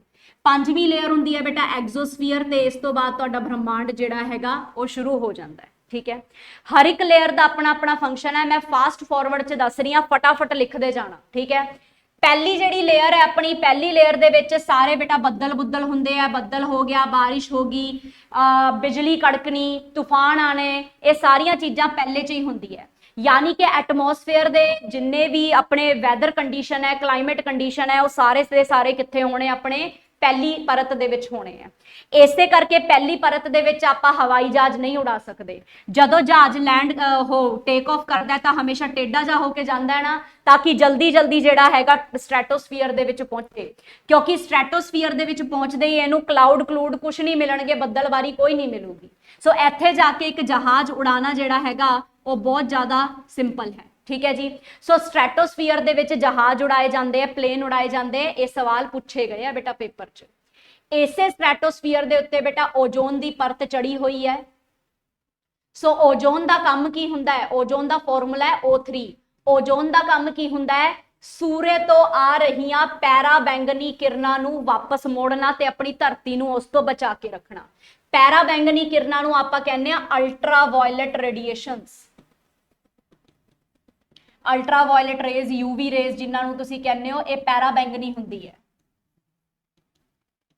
ठीक है, अजकल यार तुसी मार्केट च 36 प्रोडक्ट इस्तेमाल करते हो, कोई फलानी क्रीम, कोई ढिमकी क्रीम, हर एक दे विच लिखिया हुंदा है UV protection, SPF UV protection. और बई अपना ओजोन करी तां जांदा हैगा, आपां नूं की लोड़ है उत्तों दी कुछ भी मतलब ओजोन वाली चीज़ लैण दी, यूवी प्रोटेक्शन लैण दी। चलो मार्केटिंग ट्रिक्स हैगियां ने, बेचण वालियां, हुंदा तां कुछ नहीं हैगा, ग्लिसरीन हुंदी है बस। ठीक है, खैर आपां डिस्कस कर रहे हैं कि अल्ट्रा वायलट रेडिएशंस जिहड़ियां हैगियां ने उस तो बचाण दा काम हैगा ओजोन परत दा। ठीक है, ते ओजोन च हो गया सी बेटा होल, छेद हो गया सी आस्ट्रेलिया दे उत्ते। ठीक है जी, सो आस्ट्रेलिया दे उत्ते ओजोन ते की हो गया सी बेटा होल हो गया सीगा, जिहदे करके की होया सीगा कि अपनी जिहड़ी ओजोन परत है ओदे विचों ना पैरा बैंगनी किरणा जा रही सी, कित्थे जा रही सी? अंटार्कटिका। आस्ट्रेलिया निकल गया मेरे मुंह तो, अंटार्कटिका बर्फ वाला है ना अंटार्कटिका, उत्थे ਹੁਣ ਅੰਟਾਰਕਟਿਕਾ ਦੇ ਉੱਤੇ ਹੋਲ ਹੋ ਗਿਆ ਸੀਗਾ ਤੇ ਅੱਜ ਤੋਂ ਮਤਲਬ ਕਈ ਸਾਲ ਪਹਿਲਾਂ ਆਪਾਂ ਸੋਚਿਆ ਕਿ ਯਾਰ ਆਪਾਂ ਇਸ ਹੋਲ ਨੂੰ ਕਵਰ ਕਰੀਏ, ਕਿਉਂਕਿ ਜੇ ਅੰਟਾਰਕਟਿਕਾ ਦੀ ਸਾਰੀ ਬਰਫ਼ ਪਿਘਲ ਗਈ ਨਾ ਆਪਾਂ ਔਖੇ ਬੜੇ ਹੋ ਜਾਾਂਗੇ। ਬਰਫਾਂ ਜਿਹੜੀਆਂ ਨੇ ਇਹ ਫਰੈਸ਼ ਵਾਟਰ ਕੰਟੇਨ ਕਰਦੀਆਂ ਨੇ ਤੇ ਜਿੰਨੇ ਵੀ ਬਰਫ ਵਾਲੇ ਮੈਦਾਨ ਹੈਗੇ ਆ ਉਹਨਾਂ ਨੂੰ ਬਚਾ ਕੇ ਰੱਖਣਾ ਆਪਣੀ ਜ਼ਿੰਮੇਵਾਰੀ ਹੈ, ਠੀਕ ਹੈ ਜੀ। ਸੋ ਅੰਟਾਰਕਟਿਕ ਦੇ ਉੱਤੇ ਜਦੋਂ ਹੋਲ ਹੋਇਆ ਤਾਂ ਆਪਾਂ ਸਾਰਿਆਂ ਨੂੰ ਸੁਰਤ ਆਈ ਤੇ ਆਪਾਂ ਕੀ ਕੀਤਾ 1987 ਆ ਲਿਖ ਲਿਓ, ਸਾਲ ਬਹੁਤ ਇੰਪੋਰਟੈਂਟ ਹੈ। 1987 ਦੇ ਵਿੱਚ ਆਪਾਂ ਬੈਠੇ ਸੀ ਮੌਂਟਰੀਅਲ ਹੈਗਾ ਪੁੱਤਰ ਕੈਨੇਡਾ ਦੇ ਵਿੱਚ, ਠੀਕ ਹੈ ਜੀ। ਸੋ ਕੈਨੇਡਾ ਦੇ ਮੌਂਟਰੀਅਲ 'ਚ ਬੈਠ ਕੇ ਆਪਾਂ ਸਾਰਿਆਂ ਨੇ ਕਸਮ ਖਾਈ ਕਿ ਆਪਾਂ ਓਜ਼ੋਨ ਨੂੰ ਬਚਾਵਾਂਗੇ ਤੇ 10 ਸਾਲ ਦਾ ਆਪਾਂ ਆંકੜਾ ਚੈੱਕ ਕੀਤਾ ਤਾਂ ਹੁਣ ਤੱਕ ਆਪਣਾ ਓਜ਼ੋਨ ਹੋਲ ਕਾਫੀ ਵਿਚਾਰਾ ਦਰੁਸਤ ਹੋ ਚੁੱਕਿਆ ਹੈਗਾ, ਹੋਰ ਵੀ ਦਰੁਸਤ ਹੋ ਜਾਏਗਾ ਜੇ ਆਪਾਂ ਕਾਰਬਨ ਐਮਿਸ਼ਨ ਘੱਟ ਕਰ ਦਾਂਗੇ, ਠੀਕ ਹੈ ਜੀ। ਸੋ ਆਪਾਂ ਜਿਹੜੇ ਆ ਫ੍ਰਿਜ 'ਚ ਗੈਸ ਪਾਉਂਦੇ ਆ, ਏਸੀ 'ਚ ਗੈਸ ਪਾਉਂਦੇ ਆ ਜਿਹੜਾ ਡੀਓਡਰੈਂਟ ਪਰਫਿਊਮ ਲਗਾਉਂਦੇ ਆ ਨਾ, ਇਹਨਾਂ 'ਚ ਜਿਹੜੀਆਂ ਵੀ ਗੈਸਿਸ ਹੁੰਦੀਆਂ ਉਹਨਾਂ ਨੂੰ ਕਿਹਾ ਜਾਂਦਾ ਹੈਗਾ ਕਲੋਰੋਫਲੋਰੋਕਾਰਬਨ। ਮੈਂ ਨਾ ਇਰੇਜ਼ ਕਰਕੇ ਲਿਖਦੀ ਆ, ਨਹੀਂ ਤਾਂ ਤੁਹਾਡੇ ਪੱਲੇ ਕੁਛ ਨਹੀਂ ਪੈਣਾ, ਠੀਕ ਹੈ। ਨਵੀਂ ਸਕਰੀਨ ਹੀ ਲੈ ਲੈਣੀ ਆ ਮੈਂ ਇੱਕ।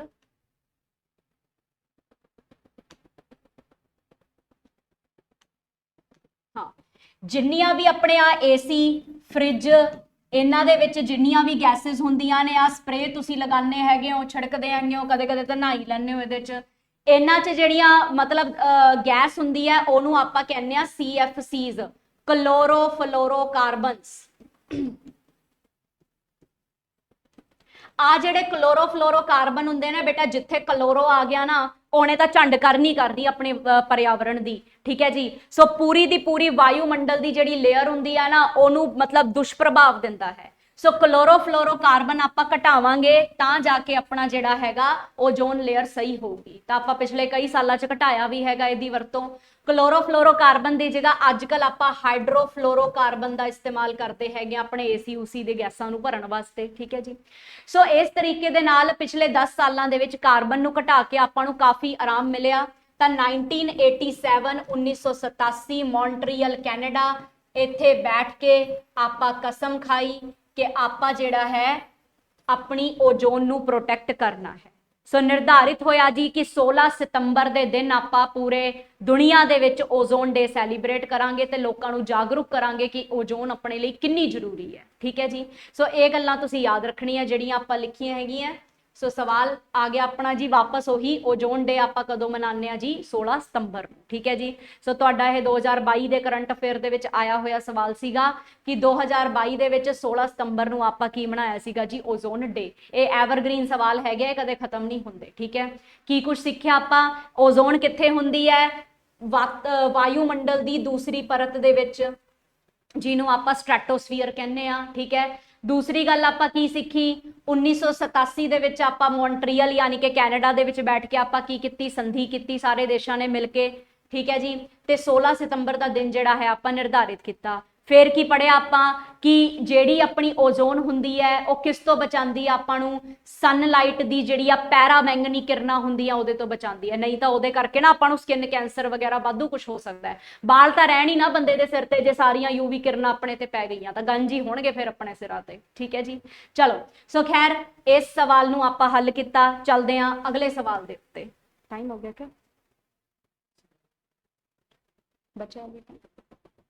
बचा थोड़ा बहुत टाइम, ठीक है। चलो सो अगला सवाल है, name the preservative which does not let food spoil. ਇਹੋ ਜਿਹਾ ਪ੍ਰੀਜ਼ਰਵੇਟਿਵ ਦੱਸੋ। ਪ੍ਰੀਜ਼ਰਵੇਟਿਵ ਕੀ ਹੁੰਦਾ ਬੇਟਾ? ਜਿਹੜਾ ਕਿਸੇ ਚੀਜ਼ ਨੂੰ ਪ੍ਰੀਜ਼ਰਵ ਯਾਨੀ ਕਿ ਬਚਾਉਣ ਦਾ ਕੰਮ ਕਰਦਾ ਹੈ। ਇੱਕ ਇਹੋ ਜੀ ਚੀਜ਼ ਦੱਸੋ ਪ੍ਰੀਜ਼ਰਵੇਟਿਵ ਜਿਹੜਾ ਕਿ ਖਾਣੇ ਨੂੰ ਖਰਾਬ ਹੋਣ ਨਹੀਂ ਦਿੰਦਾ, ਠੀਕ ਹੈ। ਹੁਣ ਬੇਟਾ ਆਪਾਂ ਨੂੰ ਪਤਾ ਹੈ ਕਿ ਖਾਣੇ ਦੇ ਖਰਾਬ ਹੋਣ 'ਚ 2-3 ਚੀਜ਼ਾਂ ਬਹੁਤ ਅਹਿਮ ਰੋਲ ਪਲੇ ਕਰਦੀਆਂ ਨੇ। ਖਾਣੇ ਦੇ ਖਰਾਬ ਹੋਣ ਦੇ ਵਿੱਚ ਇਹਨੂੰ ਨਾ ਆਪਾਂ ਕਹਿੰਦੇ ਆ ਰੈਂਸੀਡਿਟੀ ਆਫ ਫੂਡ। ਰੈਂਸੀਡਿਟੀ ਦਾ ਮਤਲਬ ਹੁੰਦਾ ਹੈ ਖਾਣਾ ਖਰਾਬ ਹੋਣਾ, ਖਾਣਾ ਖਰਾਬ ਹੋਣਾ, ਠੀਕ ਹੈ। ਖਾਣੇ ਦੇ ਖਰਾਬ ਹੋਣ 'ਚ 2-3 ਚੀਜ਼ਾਂ ਦਾ ਮਹੱਤਵਪੂਰਨ ਰੋਲ ਹੈ। ਇੱਕ ਤਾਂ ਜਨਾਬ ਆਪਣੇ ਕੋਲੇ ਆਕਸੀਜਨ, ਠੀਕ ਹੈ। ਦੂਸਰੀ ਜਿਹੜੀ ਚੀਜ਼ ਹੈਗੀ ਹੈ ਉਹ ਹੈਗੀ ਹੈ ਜੀ ਬੈਕਟੀਰੀਆ, ਤੇ ਤੀਸਰੀ ਚੀਜ਼ ਕਿਹੜੀ ਹੈ ਜੀ ਆਪਣੇ ਕੋਲੇ? ਹੀਟ ਯਾਨੀ ਕਿ ਗਰਮੀ। ਆਪਾਂ ਸਾਰਿਆਂ ਨੂੰ ਪਤਾ ਹੈ ਕਿ ਗਰਮੀਆਂ ਦੇ ਦਿਨਾਂ ਦੇ ਵਿੱਚ ਅਗਰ ਆਪਾਂ ਖਾਣਾ ਪਕਾ ਲਈਏ ਤਾਂ ਆਪਾਂ ਨੂੰ 3-4 ਘੰਟਿਆਂ ਦੇ ਅੰਦਰ ਅੰਦਰ ਉਹਨੂੰ ਫ੍ਰਿਜ 'ਚ ਰੱਖਣਾ ਪੈਂਦਾ ਹੈਗਾ, ਠੀਕ ਹੈ ਜੀ। ਹੁਣ ਆਪਾਂ ਅਗਰ ਫ੍ਰਿਜ 'ਚ ਰੱਖਦੇ ਹਾਂ ਤਾਂ ਕੀ ਬੈਨੀਫਿਟ ਹੁੰਦਾ ਬੇਟਾ? ਇੱਕ ਤਾਂ ਫ੍ਰਿਜ 'ਚ ਆਕਸੀਜਨ ਹੈ ਨਹੀਂ, ਪਹਿਲੀ ਚੀਜ਼ ਤਾਂ ਕੱਟ ਗਈ। ਹੀਟ ਹੈ ਨਹੀਂ, ਹੀਟ ਕਰਕੇ ਬੈਕਟੀਰੀਆ ਗਰੋ ਕਰਦਾ ਹੈ, ਬੈਕਟੀਰੀਆ ਜ਼ਿਆਦਾ ਪਨਪਦਾ ਹੈਗਾ, ਬੈਕਟੀਰੀਆ ਨੂੰ ਗਰੋ ਕਰਨ ਵਾਸਤੇ ਆਕਸੀਜਨ ਤੇ ਹੀਟ ਹੀ ਚਾਹੀਦੀ ਹੈਗੀ ਹੈ, ਠੀਕ ਹੈ ਜੀ। ਸੋ ਜਿਹਦੇ ਕਰਕੇ ਕੀ ਹੋ ਰਿਹਾ ਹੈਗਾ, ਨਾ ਤਾਂ ਬੈਕਟੀਰੀਆ ਪਨਪੇਗਾ, ਨਾ ਆਕਸੀਜਨ ਦੀ ਸਪਲਾਈ ਮਿਲੇਗੀ, ਨਾ ਹੀਟ ਹੋਏਗਾ, ਜਿਹਦੇ ਕਰਕੇ ਕੀ ਹੁੰਦਾ, ਆਪਣਾ ਖਾਣਾ ਖਰਾਬ ਹੋਣ ਤੋਂ ਬਚ ਜਾਂਦਾ ਹੈ। ਉਹ ਖਾਣਾ ਜਿਹੜਾ ਬਾਹਰ ਪਿਆ 3-4 ਘੰਟਿਆਂ 'ਚ ਖਰਾਬ ਹੋ ਸਕਦਾ ਸੀ, ਉਹ ਖਾਣਾ ਜਿਹੜਾ ਹੈਗਾ ਘੱਟੋ ਘੱਟ ਜਿਹੜਾ ਹੈਗਾ 2 ਜਾਂ 3 ਦਿਨ ਤੁਹਾਡੇ ਫ੍ਰਿਜ 'ਚ ਚੱਲ ਜਾਏਗਾ, ਠੀਕ ਹੈ ਜੀ। ਸੋ ਇਹ ਤਾਂ ਆਪਾਂ ਆਪਣੇ ਘਰ ਦੇ ਵਿੱਚ ਜਿਹੜੀਆਂ ਚੀਜ਼ਾਂ ਆਪਾਂ ਨੂੰ ਪਤਾ ਉਹ ਆਪਾਂ ਵਰਤ ਲੈਂਦੇ ਆ।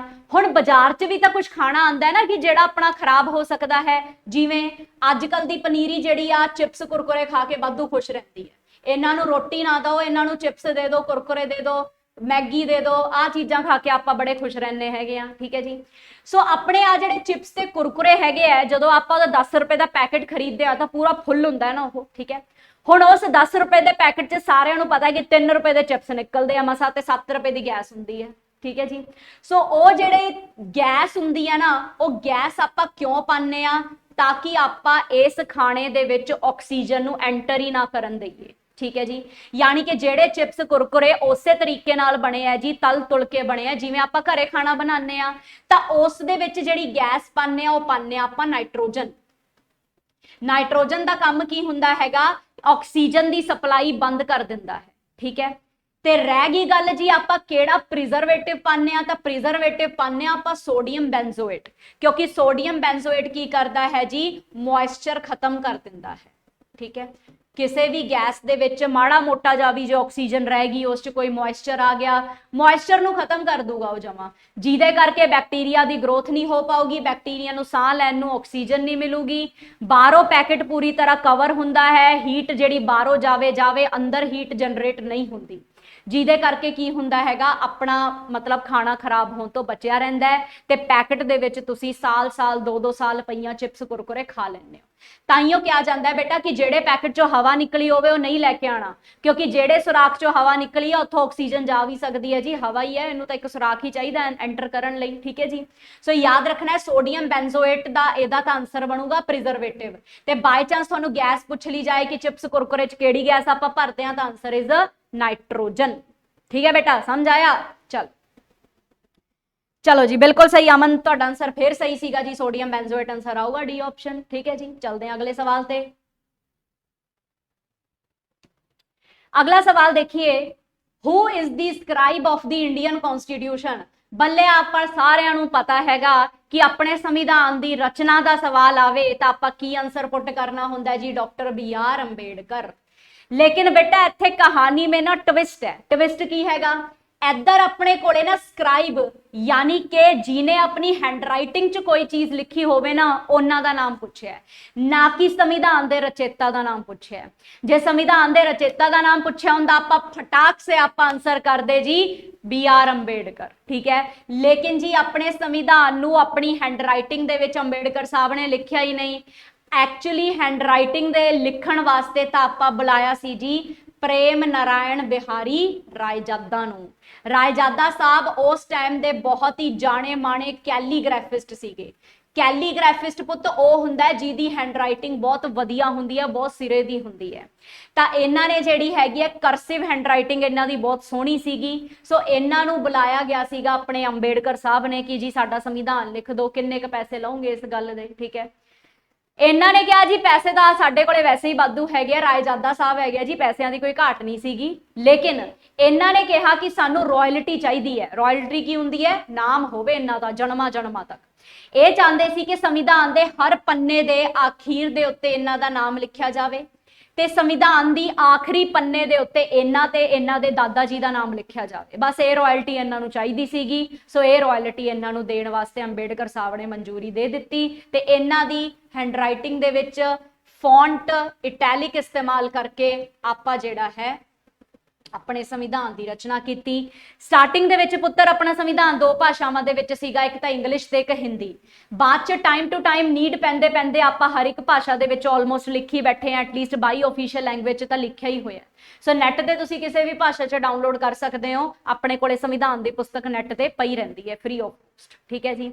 ਸੋ ਆਨਸਰ ਬਣ ਗਿਆ ਜੀ ਆਪਣਾ ਜੀ ਬੀ, ਪ੍ਰੇਮ ਨਾਰਾਇਣ ਬਿਹਾਰੀ ਰਾਏ ਜਾਦਾ। अच्छा, किसे दा आंसर डी ऑप्शन आया पुत्र? अमन, तुहाडा आंसर डी ऑप्शन लिखिया तुसी। डी ऑप्शन की है? B N Rao was the constitutional adviser. ये अपनी संविधान सभा दे की सीगे बेटा? एडवाइजर सीगे। ठीक है जी। सो अगर एडवाइजर का सवाल आपे आवे आप इन्हां नूं जरूर टिक करके आवांगे। ठीक है जी। अंबेडकर साहब ने संविधान की रचना की है, इन्हां नूं तां आर्कीटैक्ट कहा जाता है संविधान का। सो इन्हां नूं आपां ड्राफ्टिंग कमेटी का चेयरपर्सन भी कह सकते हैं। ड्राफ्टिंग कमेटी बनी सी क्योंकि ड्राफ्ट करने वास्ते। सो ड्राफ्टिंग कमेटी के जिहड़े चेयरपर्सन सी वो सीगे जी अपने अंबेडकर साहब। ठीक है जी। सो फटाफट एक क्वेश्चन अपना हल हो गया। सो चलते हैं बेटा अगले सवाल ते। अगला सवाल है, तुसी सारे ਇਹਦਾ भी आंसर जानते होंगे। स्पीकर ऑफ पंजाब विधान सभा इस टाइम अपने पंजाब की विधान सभा के स्पीकर कौन है जी? दसो जी, कौन दसेगा आंसर? पंजाब की विधान सभा के स्पीकर जल्दी जल्दी, बिना नैट ते सर्च किते।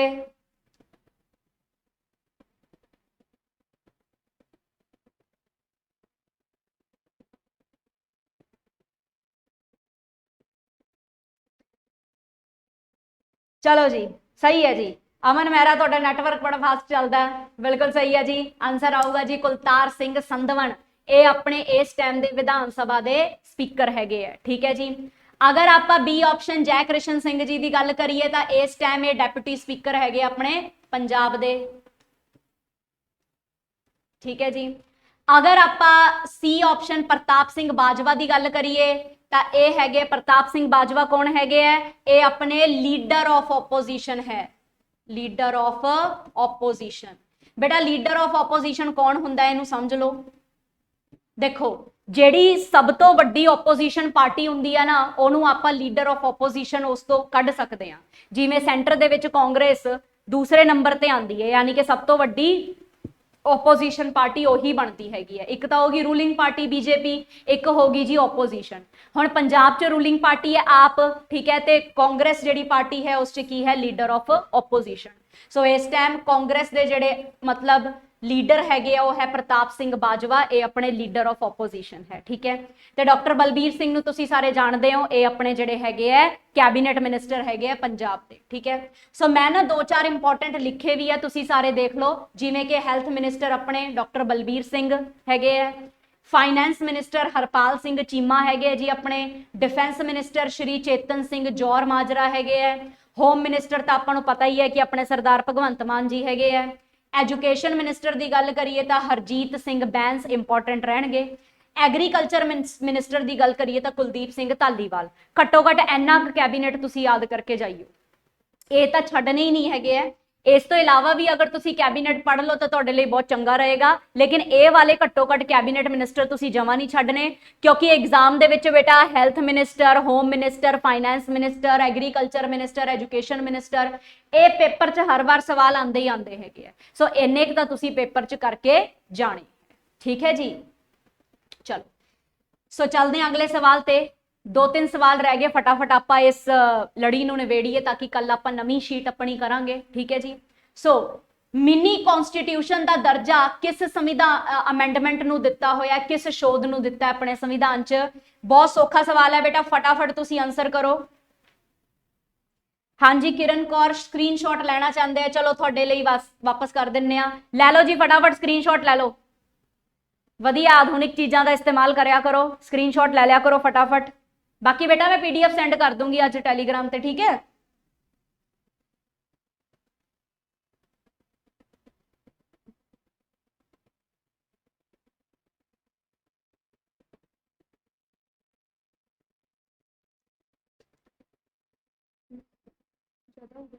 दो तीन सवाल रह गए बस।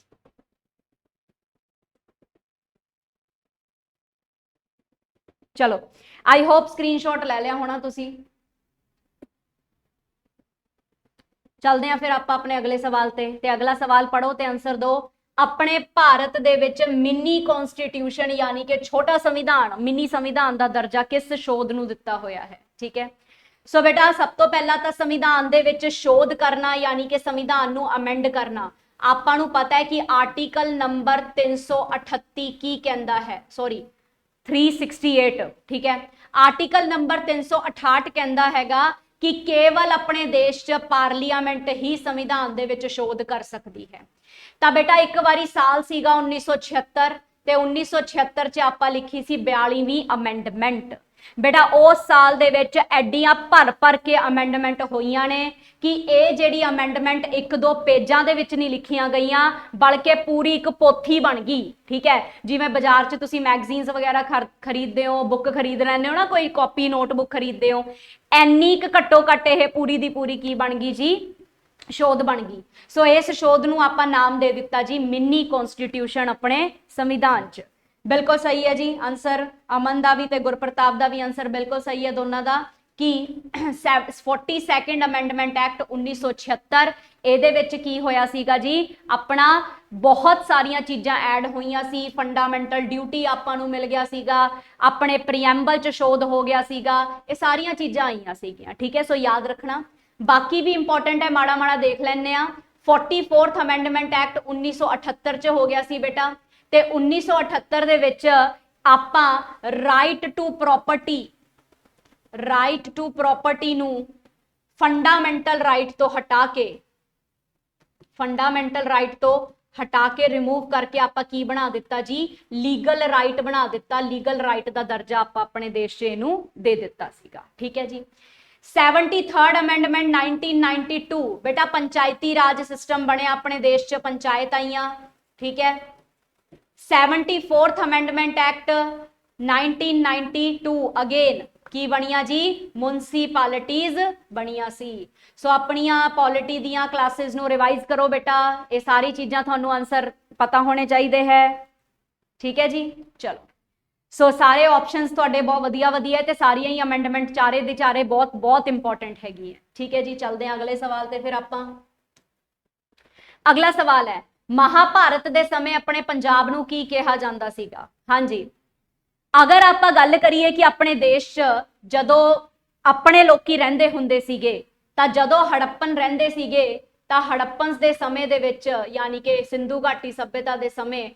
अपने पंजाब दा कोई नाम नहीं सी सभ्यता ही कहंदे सीगे हड़प्पन सभ्यता कहंदे सीगे ठीक है जी जदों अपने देश दे उत्ते आर्यंस ने आके राज करना शुरू कर दिता तां आर्यंस दे समय दे विच अपने पंजाब का नाम पिया सप्त सिंधु सो आर्यन काल दे विच की नाम पिया सप्त सिंधु ठीक है पंचनाद नाम कदों पिया ए नाम पिया अपना महाभारत दे समय आर्यंस जेडे सीगे इन्हां दे करके ही इन्हां दे समय दे विच ही महाभारत रामायण होणगियां अगले दे अगले युगां दे विच सो महाभारत दे समय पंचनाद किया जांदा सी आही सवाल आपां नूं पुछिया होया रही गल अरत्ता पंजाब नूं कहा जांदा सीगा जी रामायण दे समय ठीक है ते पेंटोपोटामिया नाम तो आपां नूं पता ही है ग्रीक लोकां ने यूनानी लोकां ने अपने पंजाब नूं दिता हैगा ठीक है जी सो फिलहाल इस सवाल का आंसर बनूगा बेटा पंचनाद सप्त सिंधु तुसीं याद रखना है जदों आर्यंस अपने देश च आए सीगे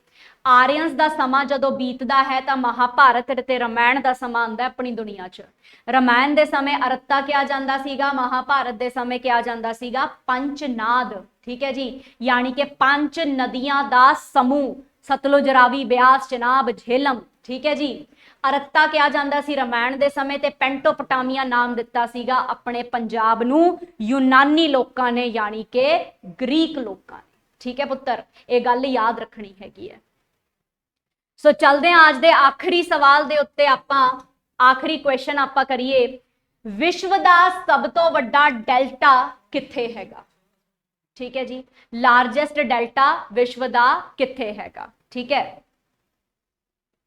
सो हुण डेल्टा की हुंदा है फटाफट इस चीज नूं आपां समझ लईए अगर कदे भी दो नदियां जा रहीआं ने तां दो नदियां जदों समुद्र दे विच समांदियां ने तां समुद्र दे विच समांदे समांदे अगर कोई ट्राइंगल जा लैंड बनदा होवे तां उस ट्राइंगल लैंड नूं आपां की कहने आ पुत्तर डेल्टा हमेशा याद रखना ट्राइंगल दी शेप च अगर कोई लैंड एरिया बने ਤਾਂ ਉਹਨੂੰ ਆਪਾਂ ਕੀ ਕਹਿੰਦੇ ਆ ਹਮੇਸ਼ਾ ਆਪਣਾ ਡੈਲਟਾ ਕਹਿੰਦੇ ਆ ਠੀਕ ਹੈ ਜੀ ਸੋ ਇਹੋ ਜਿਹੇ ਡੈਲਟਾ ਦੁਨੀਆ 'ਚ ਬਹੁਤ ਸਾਰੇ ਨੇ ਠੀਕ ਹੈ ਆਪਾਂ ਨੂੰ ਪੁੱਛਿਆ ਕਿ ਵਿਸ਼ਵ ਦਾ ਸਭ ਤੋਂ ਵੱਡਾ ਡੈਲਟਾ ਕਿਹੜਾ ਹੈ ਜੀ ਉਹ ਬੇਟਾ ਇੰਡੀਆ ਦੇ ਵਿੱਚ ਹੈਗਾ ਤੇ ਉਹਦਾ ਨਾਮ ਹੈ ਸੁੰਦਰਬੰਸ ਡੈਲਟਾ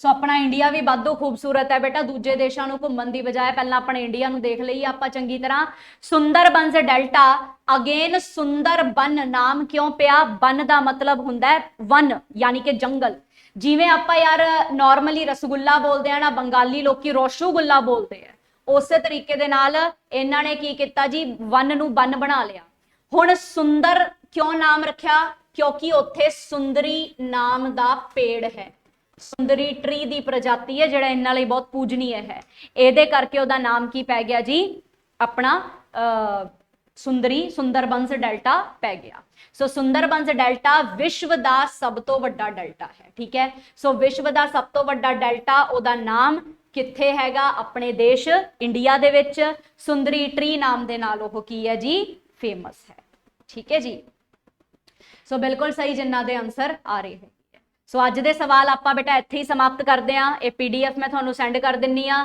ਹੁਣੇ ਹੀ ਸੈਂਡ ਕਰ ਦਿੰਨੀ ਆ ਤੁਹਾਡੇ ਟੈਲੀਗ੍ਰਾਮ ਚੈਨਲ ਦੇ ਉੱਤੇ ਤੇ ਫਟਾਫਟ ਇਹਨੂੰ ਰਿਵਾਈਜ਼ ਕਰੋ ਸਾਰੇ ਕੁਐਸਚਨਸ ਨੂੰ ਪੁਆਇੰਟਸ ਨੂੰ ਯਾਦ ਰੱਖੋ ਇੱਕ ਗੱਲ ਹਮੇਸ਼ਾ ਯਾਦ ਰੱਖਣਾ ਬੇਟਾ ਇਹ 15 ਕੁਐਸਚਨ ਨਹੀਂ ਸੀ ਇਹ ਕਰੀਬ 40 ਕੁਐਸਚਨ ਸੀ ਕਿਉਂਕਿ ਇਹਨਾਂ 'ਚ ਆਪਾਂ ਬਹੁਤ ਬਰੀਕੀਆਂ ਸਿੱਖੀਆਂ ਬਹੁਤ ਗੱਲਾਂ ਸਿੱਖੀਆਂ ਜਿਨ੍ਹਾਂ ਦੇ ਕਰਕੇ ਆਪਾਂ ਨੂੰ ਜਿਹੜਾ ਹੈਗਾ ਫਿਊਚਰ ਦੇ ਵਿੱਚ ਉਹ ਕੁਐਸਚਨ ਰਿਪੀਟ ਹੋਣ ਦੇ ਚਾਂਸਸ ਹੈਗੇ ਆ ਠੀਕ ਹੈ ਜੀ ਸੋ ਵਧੀਆ ਕੁਐਸਚਨ ਨਾਲ ਕੱਲ ਫੇਰ ਮੁਲਾਕਾਤ ਹੋਊਗੀ till then have a nice day take care bye bye guys